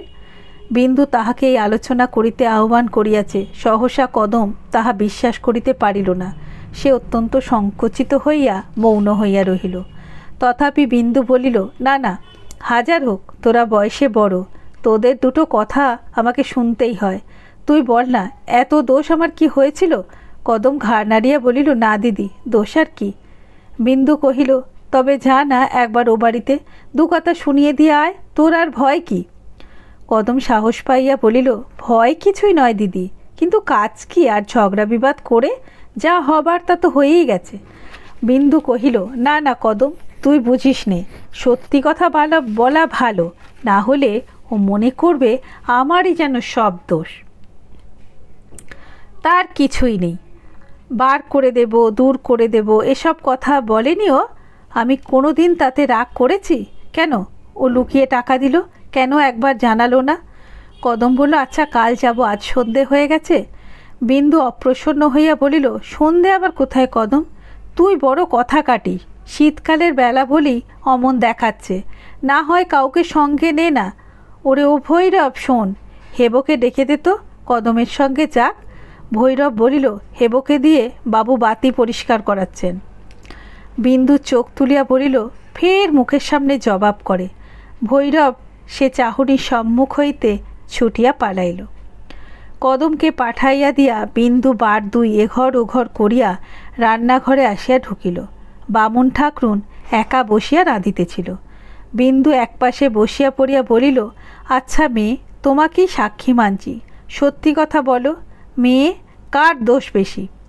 পাচিকা বুঝিতে পারিল না, বলিল, কিসের মা? বিন্দু বলিল, সেদিনের কথা গো। কি বলেছিলাম আমি? শুধু বলেছিলাম দিদি, অমূল্যকে এর মধ্যে টাকা দিয়েছ? কে না জানে ছেলেদের হাতে টাকা করে দিতে নেই। বললেই তো হতো, অমূল্য কান্নাকাটি করছিল, দিয়েছি, চুকে যেত। এতে এত কথাই বা ওঠে কেন? আর এমন দিব্যি দিতেই বা হয় কেন? 5টা ঘটি বাটি একসঙ্গে থাকলে ঠোকাঠুকি লাগে, এ তো মানুষ। তাই বলে এত বড় দিব্যি? ওই একটি বংশধর, তার নাম করে দিব্যি? আমি বলছি মেয়ে তোমাকে, ইহজন্মে আমি আর ওর মুখ দেখব না। শত্রুর দিকে ফিরে চাইব তো ওর দিকে চোখ ফেরাবো না। বামুন মেয়ে স্বভাবত অল্পভাষণী। সে কি বলিবে বুঝিতে না পারিয়া মৌন হইয়া রহিল। বিন্দুর 2 চোখ অশ্রুপূর্ণ হইয়া উঠিল। তাড়াতাড়ি মুছিয়া ফেলিয়া ভাঙা গলায় পুনরায় বলিল, রাগের মাথায় কে দিব্যি না করে মেয়ে? তাই বলে জলস্পর্শ করল না, ছেলেটাকে পর্যন্ত আসতে দিল না। এগুলো কি বড়োর মতো কাজ? হাজার হোক আমি ছোট, বুদ্ধি কম। যদি তার পেটের মেয়েই হতুম, কি করতো তাহলে? আমিও তেমনি ওর নাম কখনো মুখে আনবো না, তা তোমরা দেখো। বামুন ঠাকুর তথাপি চুপ করিয়া রহিল। বিন্দু বলিয়া উঠিল, আর ওই দিব্যি দিতে জানে, আমি জানি না? কাল যদি ও বাড়িতে গিয়ে বলে আসি, 1 বাটি বিষ পাঠিয়ে দাও, না না দাও, তোমারও ওই দিব্যি রইল, কি হয় তাহলে?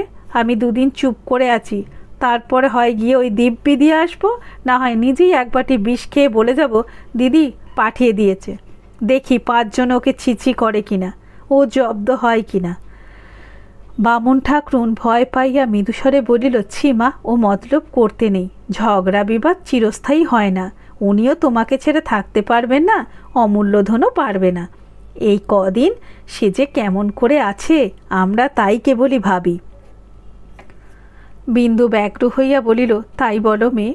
নিশ্চয়ই তাকেও মারধর করে ভয় দেখিয়ে রেখেছে। যে একটা রাত আমাকে না হলে ঘুমোতে পারে না, আজ 5 দিন 4 রাত কেটে গেল। ও মাগির কি আর মুখ দেখতে আছে? ওই যে বললুম শত্রুর দিকে ফিরে চাইব, তো ওর দিকে ইহজন্মে আর না। বামুন ঠাকরুন নিজের কবজির কাছে একটা কালো দাগ দেখাইয়া কহিল, এই দেখো মা, এখনও কালশিরে পড়ে আছে।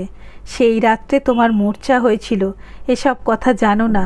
অমূল্যধন কোথা থেকে ছুটে এসে তোমার বুকের ওপর পড়ে সে কি কান্না, সে তো আর কখনো দেখেনি।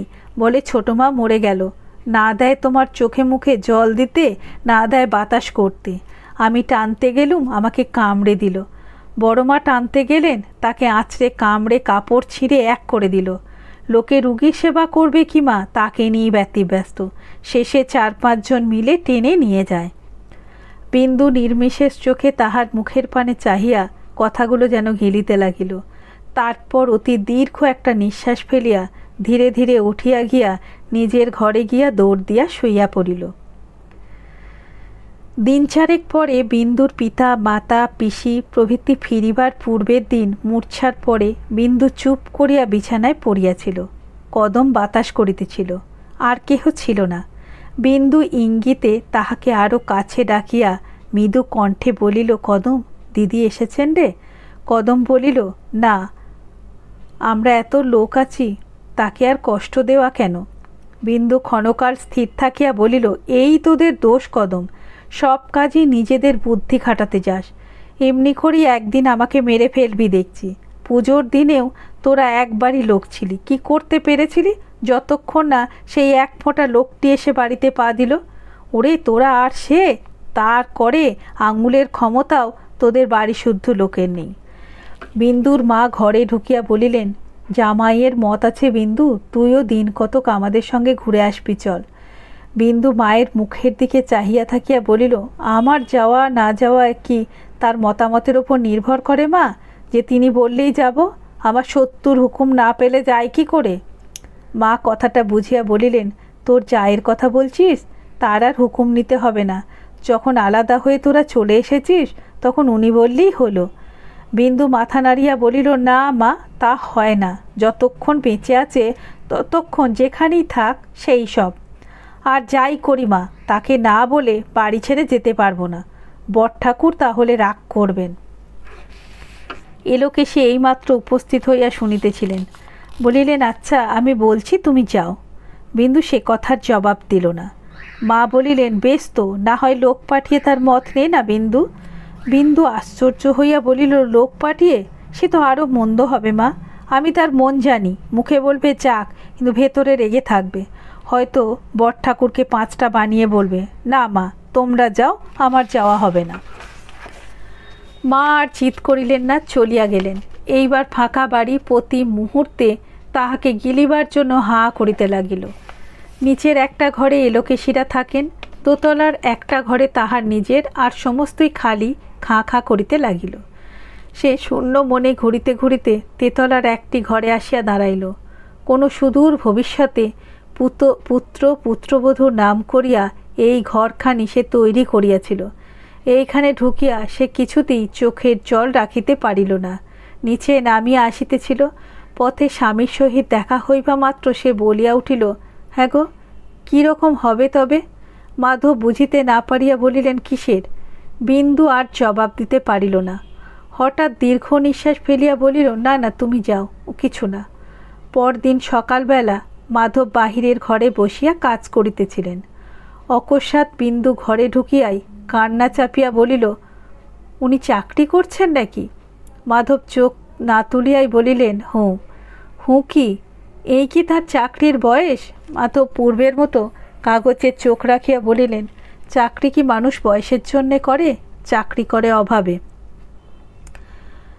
তার অভাবই বা হবে কেন? আমরা পর ঝগড়া করেছি, কিন্তু তুমি তো তার ভাই। মাধব বলিল, বইমাত্র ভাই, জ্ঞাতি। বিন্দু স্তম্ভিত হইয়া গিয়া ধীরে ধীরে বলিল, তুমি বেঁচে থেকে তাকে কাজ করতে দেবে? মাধব একবার মুখ তুলিয়া স্ত্রীর দিকে চাহিলেন, তারপর সহজ শান্ত কণ্ঠে বলিলেন, কেন দেব না? সংসারে যে যার অদৃষ্ট নিয়ে আসে তেমনি ভোগ করে। তার জীবন্ত সাক্ষী আমি নিজে। কবে বাপ মা মরেছেন জানিও না। বড় বৌঠানের মুখে শুনি আমরা বড় গরিব, কিন্তু কোনোদিন দুঃখ কষ্টের বাষ্পও টের পেলাম না। কোথা থেকে চিরকাল পরিষ্কার ধপধপে জামা কাপড় এসেছে, কোথা থেকে স্কুল কলেজের মাইনে, বইয়ের দাম, বাসা খরচ এসেছে তা আজও বলতে পারি না। তারপরে উকিল হয়ে মন্দ টাকা পাইনি। ইতিমধ্যে কোথা থেকে কেমন করে তুমি একরাশ টাকা নিয়ে ঘরে এলে, এমন অট্টালিকাও তৈরি হলো। অথচ দাদাকে দেখো, চিরকাল নিঃশব্দে হাড় ভাঙা খাটুনি খেটেছেন, ছেঁড়া সেলাই করা কাপড় পরেছেন। শীতের দিনেও তার গায়ে কখনো জামা দেখিনি। একবেলা এক মুঠো খেয়ে কেবল আমাদের জন্য, সব কথা আমার মনে পড়ে না, পড়বার দরকারও দেখিনি। শুধু দিন কতক আরাম করছিলেন, তা ভগবান সুদ শুদ্ধ আদায় করে নিচ্ছেন বলিয়া সহসা সে মুখ ফিরাইয়া একটি দরকারি কাগজ খুঁজিতে লাগিল। বিন্দু নির্বাক, স্তব্ধ। স্বামীর কত বড় তিরস্কার যে এই অতীত দিনে সহজ কাহিনীর মধ্যে প্রচ্ছন্ন ছিল, সে কথা বিন্দুর প্রতি রক্ত বিন্দুটি পর্যন্ত অনুভব করিতে লাগিল। সে মাথা হেঁট করিয়া রহিল। মাধব কাগজ খুঁজিতে খুঁজিতে কতকটা যেন নিজের মনেই বলিলেন, চাকরি বলে চাকরি, রাধাপুরের কাছারিতে যেতে আসতে প্রায় 5 ক্রোশ। ভোর 4টে বেরিয়ে সমস্ত দিন অনাহারে থেকে রাত্রে ফিরে এসে 2টি খাওয়া, মাইনে 12 টাকা। বিন্দু শিহরিয়া উঠিল। সমস্ত দিন অনাহারে, মোটে 12 টাকা? হ্যাঁ, 12 টাকা। বয়স হয়েছে, তাতে আপিংখোর মানুষ, একটু আধটু দুধটুকু পান না। ভগবান দেখছি এতদিন পরে দয়া করে দাদার ভাব যন্ত্রণা মোচন করে দেবার উপায় করে দিয়েছেন। বিন্দুর চোখ দিয়া জল গড়াইয়া পড়িল, এবং যাহা কোনো দিন করে নাই আজ তাহাই করিল। হেঁট হইয়া স্বামীর 2 পা চাপিয়া ধরিয়া কাঁদিতে কাঁদিতে বলিল, তোমার 2টি পায়ে পড়ি, একটি উপায় করে দাও। রোগা মানুষ, এমন করে 2 দিনও বাঁচবেন না। মাধব নিজের চোখের জল কোনো গতিকে মুছিয়া লইয়া কহিল, আমি কি উপায় করব?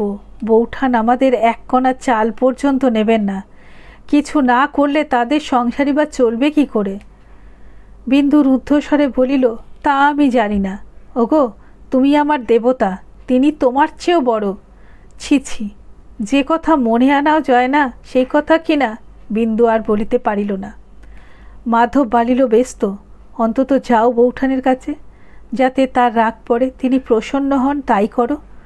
আমার পা ধরে সমস্ত দিন বসে থাকলেও উপায় হবে না।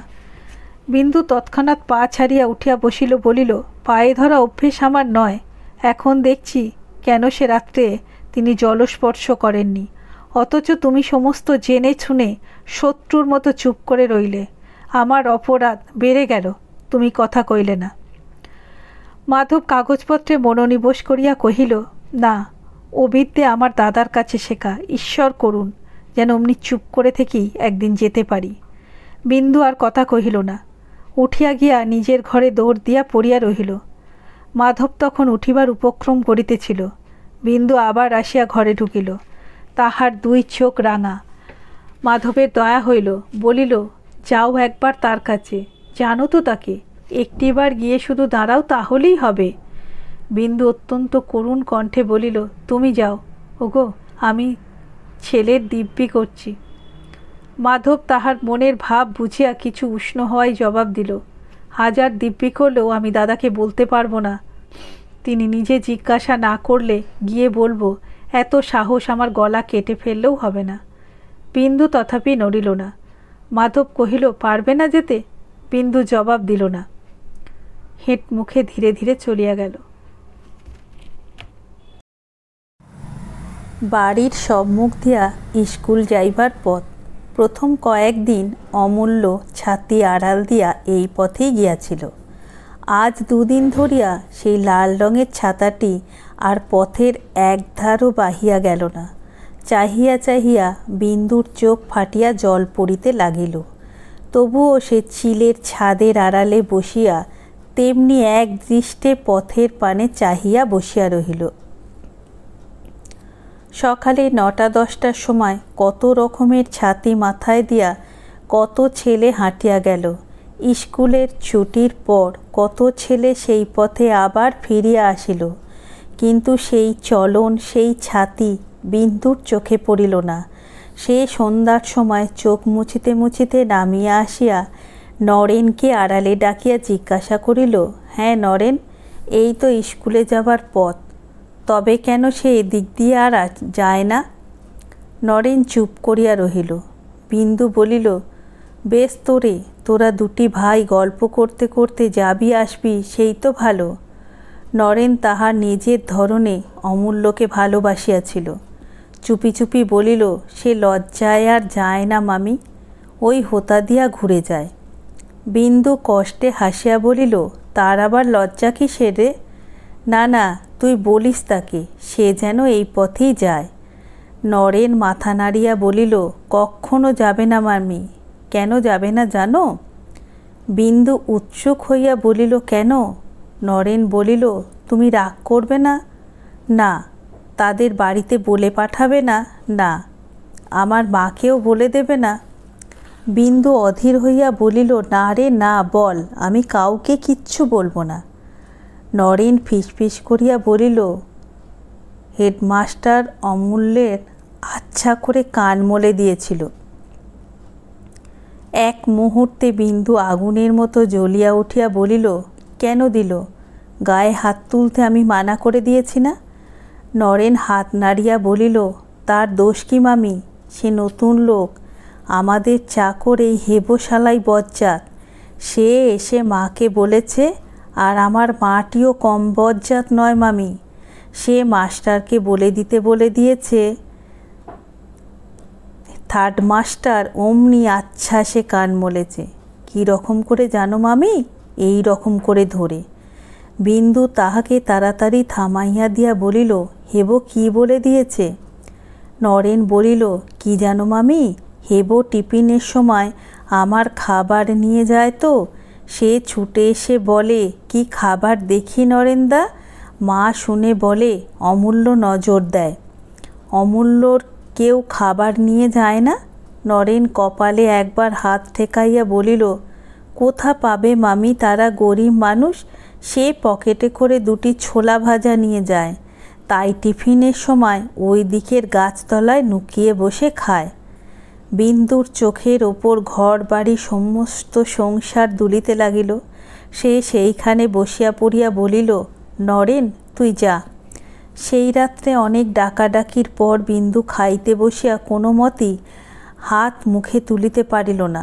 শেষে অসুখ করিতেছে বলিয়া উঠিয়া গেল। পরদিনও প্রায় উপবাস করিয়া পড়িয়া রহিল। অথচ কাহাকেও কোনো কথা বলিতেও পারিল না, একটা উপায়ও খুঁজিয়া পাইল না। তাহার কেবলই ভয় করিতে লাগিল, পাছে কথা কহিলেই তাহার নিজের অপরাধ আরও বাড়িয়া যায়। অপরাহ্নে স্বামীর আহারের সময় অভ্যাস মতো কাছে গিয়া বসিয়া অন্যদিকে চাহিয়া রহিল। কোনরূপ ভোজ্য পদার্থের দিকে কাল হইতে সে চাহিয়া দেখিতেও পারিল না। ঘরে বাতি জ্বলিতেছে, মাধব নিমিলিত চোখে চুপ করিয়া পড়িয়াছিলেন।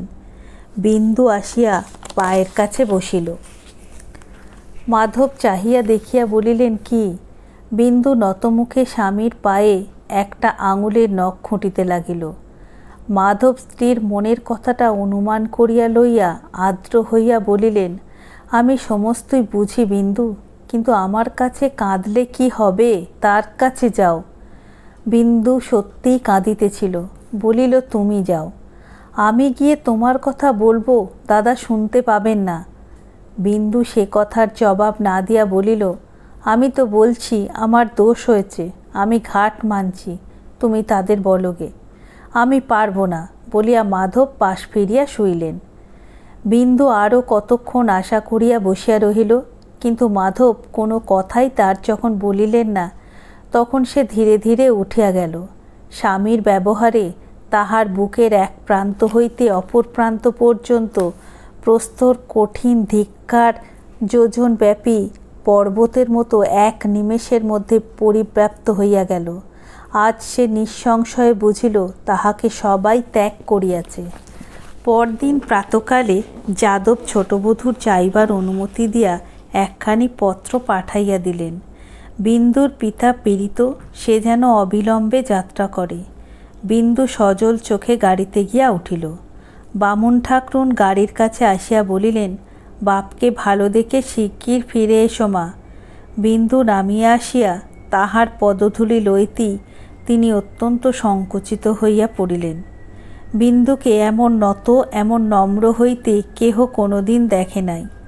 পায়ের ধুলো মাথায় তুলিয়া লইয়া বিন্দু কহিল, না মেয়ে, যাই হোক, তুমি ব্রাহ্মণের মেয়ে, বয়সে বড়, আশীর্বাদ করো যেন আর ফিরতে না হয়, এই যাওয়াই যেন আমার শেষ যাওয়া হয়। বামুন মেয়ে তদুত্তরে কিছুই বলিতে পারিলেন না। বিন্দু শীর্ণ ক্লিষ্ট মুখখানির পানে চাহিয়া কাঁদিয়া ফেলিলেন। এলোকেশী উপস্থিত ছিলেন, ক্ষণ করিয়া বলিয়া উঠিলেন, ও কি কথা ছোট বউ, আর কারো বাপ মায়ের কি অসুখ হয় না? বিন্দু জবাব দিল না, মুখ ফিরাইয়া চোখ মুছিল। কিছুক্ষণ পর বলিল, তোমাকেও নমস্কার করি ঠাকুরজি, চললুম আমি। ঠাকুরজি বলিলেন, যাও দিদি যাও, আমি ঘরে রইলুম, সমস্তই দেখতে শুনতে পাব।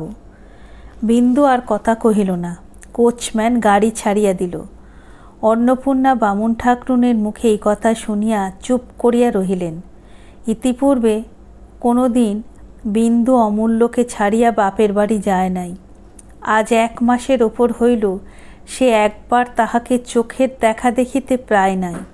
তাহার দুঃখ অন্নপূর্ণা বুঝিলেন। রাত্রে অমূল্য বাপের কাছে শুইয়া আস্তে আস্তে গল্প করিতেছিল।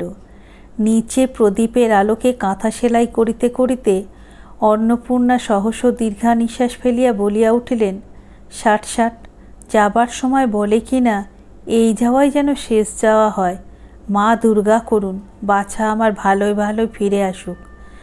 কথাটা শুনিতে পাইয়া যাদব উঠিয়া বসিয়া বলিলেন, আগাগোড়াই কাজটা ভালো করনি বড় বউ, আমার মাকে তোমরা কেউ চিনলে না।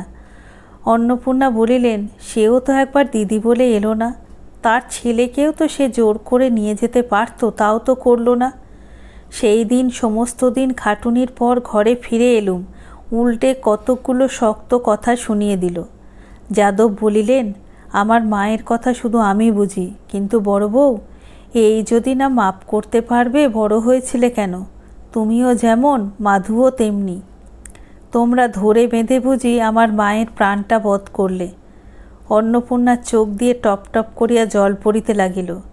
অমূল্য বলিল, বাবা, ছোট মা কেন আসবে না বলছে? অন্নপূর্ণা চোখ মুছিয়া বলিলেন, যাবি তোর ছোট মার কাছে? অমূল্য ঘাড় নাড়িয়া বলিল, না। না কেন রে? ছোট মা তো দাদামশাইয়ের বাড়ি গেছে, তুইও কাল যা। অমূল্য চুপ করিয়া রহিল। যাদব বলিলেন, যাবি অমূল্য? অমূল্য বালিশে মুখ লুকাইয়া পূর্বের মতো মাথা নাড়িতে নাড়িতে বলিল, না। কতকটা রাত্রি থাকিতেই যাদব কর্মস্থানে যাইবার জন্য প্রস্তুত হইতেন। দিন 5-6 পরে এমনি এক শেষ রাত্রে তিনি প্রস্তুত হইয়া অন্যমনস্কের মতো তামাক টানিতেছিলেন। অন্নপূর্ণা বলিলেন, বেলা হয়ে যাচ্ছে। যাদব ব্যস্ত হইয়া হুঁকোটা রাখিয়া দিয়া উঠিয়া দাঁড়াইয়া বলিলেন, আজ মনটা বড় খারাপ বড় বউ। কাল রাত্রে আমার মা যেন ওই দোরের আড়ালে এসে দাঁড়িয়েছিলেন। দুর্গা দুর্গা বলিয়া তিনি বাহির হইয়া পড়িলেন। সকালবেলায় অন্নপূর্ণা ক্লান্তভাবে রান্নাঘরে কাজ করিতেছিলেন। ও বাড়ির চাকর আসিয়া সংবাদ দিল, বাবু কাল রাতে ফরাসডাঙ্গায় চলে গেছেন। মার নাকি ভারী ব্যামো। স্বামীর কথাটা স্মরণ করিয়া অন্নপূর্ণার বুক কাঁদিয়া উঠিল। কি ব্যামো রে? চাকর বলিল, তা জানি নে মা। শুনলাম কীরকম অজ্ঞান টজ্ঞান হয়ে কীরকম শক্ত অসুখ হয়ে দাঁড়িয়েছে। সন্ধ্যার পর বাড়ি ফিরিয়া আসিয়া যাদব খবর শুনিয়া কাঁদিয়া ফেলিয়া বলিলেন, কত সাধ করে সোনার প্রতিমা ঘরে আনলাম বড় বউ, জলে ভাসিয়ে দিলে। আমি এক্ষুনি যাব। দুঃখে আত্মগ্লানিতে অন্নপূর্ণার বুক ফাটিতেছিল। অমূল্যর চেয়েও বোধ করি তিনি ছোট বউকে ভালোবাসিতেন। নিজের চোখ মুছিয়া তিনি স্বামীর পা ধুইয়া দিয়া জোর করিয়া সন্ধ্যা করিতে বসাইয়া দিয়া অন্ধকার বারান্দায় আসিয়া বসিয়া রহিলেন। খানিক পরেই বাহিরে মাধবের কণ্ঠস্বর শোনা গেল।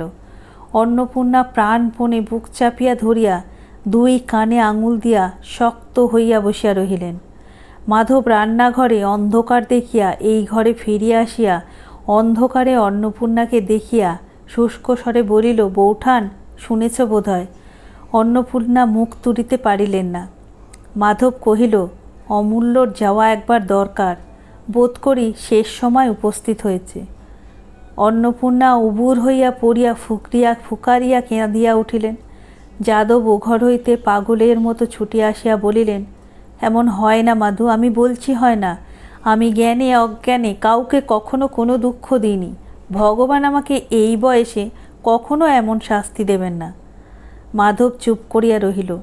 যাদব বলিলেন, আমাকে সব কথা খুলে বল, আমি গিয়ে মাকে ফিরিয়ে আনবো। তুই উতলা হোস নে মাধু, গাড়ি সঙ্গে আছে? মাধব বলিল, আমি উতলা হইনে দাদা। আপনি নিজে কীরকম করছেন? কিছুই করিনি। ওঠো বড় বউ, আয় অমূল্য। মাধব বাধা দিয়া বলিল, রাত্রিটা যাক না দাদা। না না, সে হবে না, তুই অস্থির হোস নে মাধু, গাড়ি ডাক, নইলে আমি হেঁটে যাব। মাধব আর কিছু না বলিয়া গাড়ি আনিলে 4 জনই উঠিয়া বসিলেন। যাদব বলিলেন, তারপরে? মাধব কহিল, আমি তো ছিলুম না, ঠিক জানি না। শুনলুম 3-4 আগে খুব জ্বরের ওপর ঘন ঘন মূর্ছা হয়। তারপরে এখনো পর্যন্ত কেউ ওষুধ কি 1 মোটা দুধও খাওয়াতে পারেনি। ঠিক বলতে পারি না কি হয়েছে, কিন্তু আশা আর নেই। যাদব জোর দিয়া বলিয়া উঠিলেন, খুব আছে, 100 বার আছে। মা আমার বেঁচে আছেন। মাধু, ভগবান আমার মুখ দিয়ে এই শেষ বয়সে মিথ্যা কথা বার করবেন না। আমি আজ পর্যন্ত মিথ্যে বলিনি। মাধব তৎক্ষণাৎ অবনত হইয়া অগ্রজের পদধূলি মাথায় লইয়া নিঃশব্দে বসিয়া রহিল। কতদিন হইতে যে বিন্দু অনাহারে নিজেকে ক্ষয় করিয়া আনিয়াছিল তাহা কেহই জানিতে পারে নাই। বাপের বাড়ি আসিয়া জ্বর হইল, দ্বিতীয় দিন 2-3 বার মূর্ছা হইল। তাহার শেষে মূর্ছা আর ভাঙিতে চাহিল না। অনেক চেষ্টায় অনেক পরে যখন তাহার চৈতন্য ফিরিয়া আসিল, তখন দুর্বল নারী একবার বসিয়া গিয়াছে। সংবাদ পাইয়া মাধব আসিলেন। সে স্বামীর পায়ের ধুলো মাথায় লইল, কিন্তু দাঁতে দাঁত চাপিয়া রহিল। শত অনুনয়েও 1 ফোঁটা দুধ পর্যন্ত গিলিল না। মাধব হতাশ হইয়া বলিলেন, আত্মহত্যা করছ কেন? বিন্দুর নিমিলিত চোখের কোণ বাহিয়া জল পড়িতে লাগিল। কিছুক্ষণ পরে আস্তে আস্তে বলিল, আমার সমস্তই অমূল্যর। শুধু 1000-2 টাকা নরেনকে দিও, আর তাকে পড়িও, সে আমার অমূল্যকে খুব ভালোবাসে। মাধব দাঁত দিয়ে জোর করিয়া নিজের ঠোঁট টাপিয়া কান্না করিতে লাগিলেন। বিন্দু ইঙ্গিত করিয়া তাহাকে আরও কাছে আনিয়া চুপি চুপি বলিল, সে ছাড়া আর কেউ যেন আমাকে আগুন না দেয়। মাধব সে ধাক্কাও সামলাইয়া লইয়া কানে কানে বলিলেন, দেখবে কাউকে? বিন্দু ঘাড় নাড়িয়া বলিল, না থাক। বিন্দুর মা আর একবার ওষুধ খাওয়াইবার চেষ্টা করিলেন, কিন্তু তেমনি দৃঢ়ভাবে দাঁত চাপিয়া রহিল। মাধব উঠিয়া দাঁড়াইয়া বলিলেন, সে হবে না বিন্দু। আমাদের কথা শুনলে না, কিন্তু যার কথা ঠেলতে পারবে না তাকে আনতে চললুম। শুধু এই একটি কথা আমার রেখো, যেন ফিরে এসে দেখতে পাই, বলিয়া মাধব বাহিরে আসিয়া চোখ মুছিলেন। সেই রাত্রে বিন্দু শান্ত হইয়া ঘুমাইল। তখন সবেমাত্র সূর্যোদয় হইতেছিল। মাধব ঘরে ঢুকিয়া দীপ নিভাইয়া জানালা খুলিয়া দিতি বিন্দু চোখ চাহিয়া সম্মুখে প্রভাতের স্নিগ্ধ আলোকে স্বামীর মুখ দেখিয়া মৃদু আসিয়া কহিলে, কখন এলে? এই আসছি। দাদা পাগলের মতো ভয়ানক কান্নাকাটি করছেন। বিন্দু আসতে বলিল, তা জানি, তার একটু পায়ের ধুলো এনেছ? মাধব বলিলেন, তিনি বাইরে বসে তামাক খাচ্ছেন, বউটান হাত পা ধুচ্ছেন। অমূল্য গাড়িতেই ঘুমিয়ে পড়েছিল, ওপরে শুইয়ে দিয়েছি, তুলে আনবো? বিন্দু কিছুক্ষণ স্থির হইয়া থাকিয়া না ঘুমক বলিয়া ধীরে ধীরে পাশ ফিরিয়া অন্যদিকে মুখ করিয়া শুইল। অন্নপূর্ণা ঘরে ঢুকিয়া তাহার শিয়রের কাছে বসিয়া মাথায় হাত দিতি সে চমকিয়া উঠিল। অন্নপূর্ণা মিনিটখানেক নিজেকে সংবরণ করিয়া লইয়া বলিলেন, ওষুধ খাসনি কেন রে ছোট, মরবি বলে? বিন্দু জবাব দিল না। অন্নপূর্ণা তাহার কানের ওপর মুখ রাখিয়া চুপি চুপি বলিলেন, আমার বুক ফেটে যাচ্ছে, তা বুঝতে পারছিস? বিন্দু তেমনি চুপি চুপি উত্তর দিল, পাচ্ছি দিদি, তবে মুখ ফেরা। তোর বর ঠাকুর বাড়ি নিয়ে যাবার জন্য নিজে এসেছেন। তোর ছেলে কেঁদে কেঁদে ঘুমিয়ে পড়েছে, কথা শোন, মুখ ফেরা। বিন্দু তথাপি মুখ ফেরাইল না, মাথা নাড়িয়া বলিল, না দিদি, আগে বলো। অন্নপূর্ণা বলিলেন, বলেছি রে ছোট, বলেছি, শুধু তুই একবার বাড়ি ফিরে আয়। এই সময় যাদব দ্বারের কাছে আসিয়া দাঁড়াইতেই অন্নপূর্ণা বিন্দুর মাথার ওপর চাদর আনিয়া দিলেন। চাদর এক মুহূর্ত আপাদমস্তক বস্ত্রাবৃত তাহার অশেষ স্নেহের পাত্রী ছোট বধূর পানে চাহিয়া থাকিয়া অশ্রু নিরোধ করিয়া বলিলেন, বাড়ি চলো মা, আমি নিতে এসেছি। তাহার শুষ্ক শীর্ণ মুখের দিকে চাহিয়া উপস্থিত সকলেই চক্ষুই সজল হইয়া উঠিল। যাদব আর এক মুহূর্ত মৌন থাকিয়া বলিলেন, আর একদিন যখন এতটুকুটি ছিলে মা, তখন আমিই এসে আমার সংসারের মা লক্ষ্মীকে নিয়ে গেছিলাম, আবার আসতে হবে ভাবিনি। তা মা শোনো, যখন এসেছি তখন হয় সঙ্গে করে নিয়ে যাব, না হয় অমুখও আর হব না। জানো তো মা, আমি মিথ্যে কথা বলি না। যাদব বাহিরে চলিয়া গেলেন। বিন্দু মুখ ফিরাইয়া বলিল, দাও দিদি, কি খেতে দেবে? আর অমূল্যকে আমার কাছে শুইয়ে দিয়ে তোমরা সবাই বাইরে গিয়ে বিশ্রাম করোগে। আর ভয় নেই, আমি মরব না।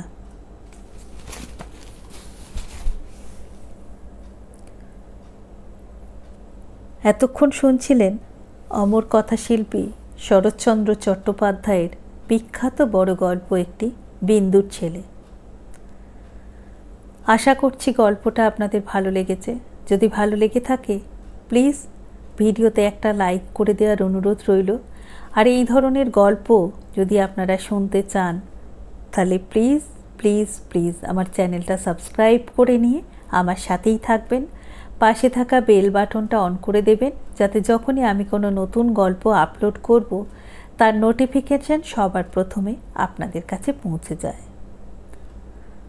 ভালো থাকবেন, সুস্থ থাকুন, শুনতে থাকুন বেঙ্গলি স্টোরি হাবের গল্প। কোনো গল্প যদি আপনাদের পছন্দ হয় অবশ্যই আমাকে কমেন্ট করে জানাবেন। আর আজকের গল্পটি কেমন লাগলো সেটা অবশ্যই আমার সাথে কমেন্ট করে জানাবেন। ভালো লাগলে বন্ধুবান্ধবের সাথে শেয়ার করবেন। আর এতক্ষণ ধরে ধৈর্য ধরে আমার গল্প শোনার জন্য আপনাদেরকে অনেক অনেক ধন্যবাদ।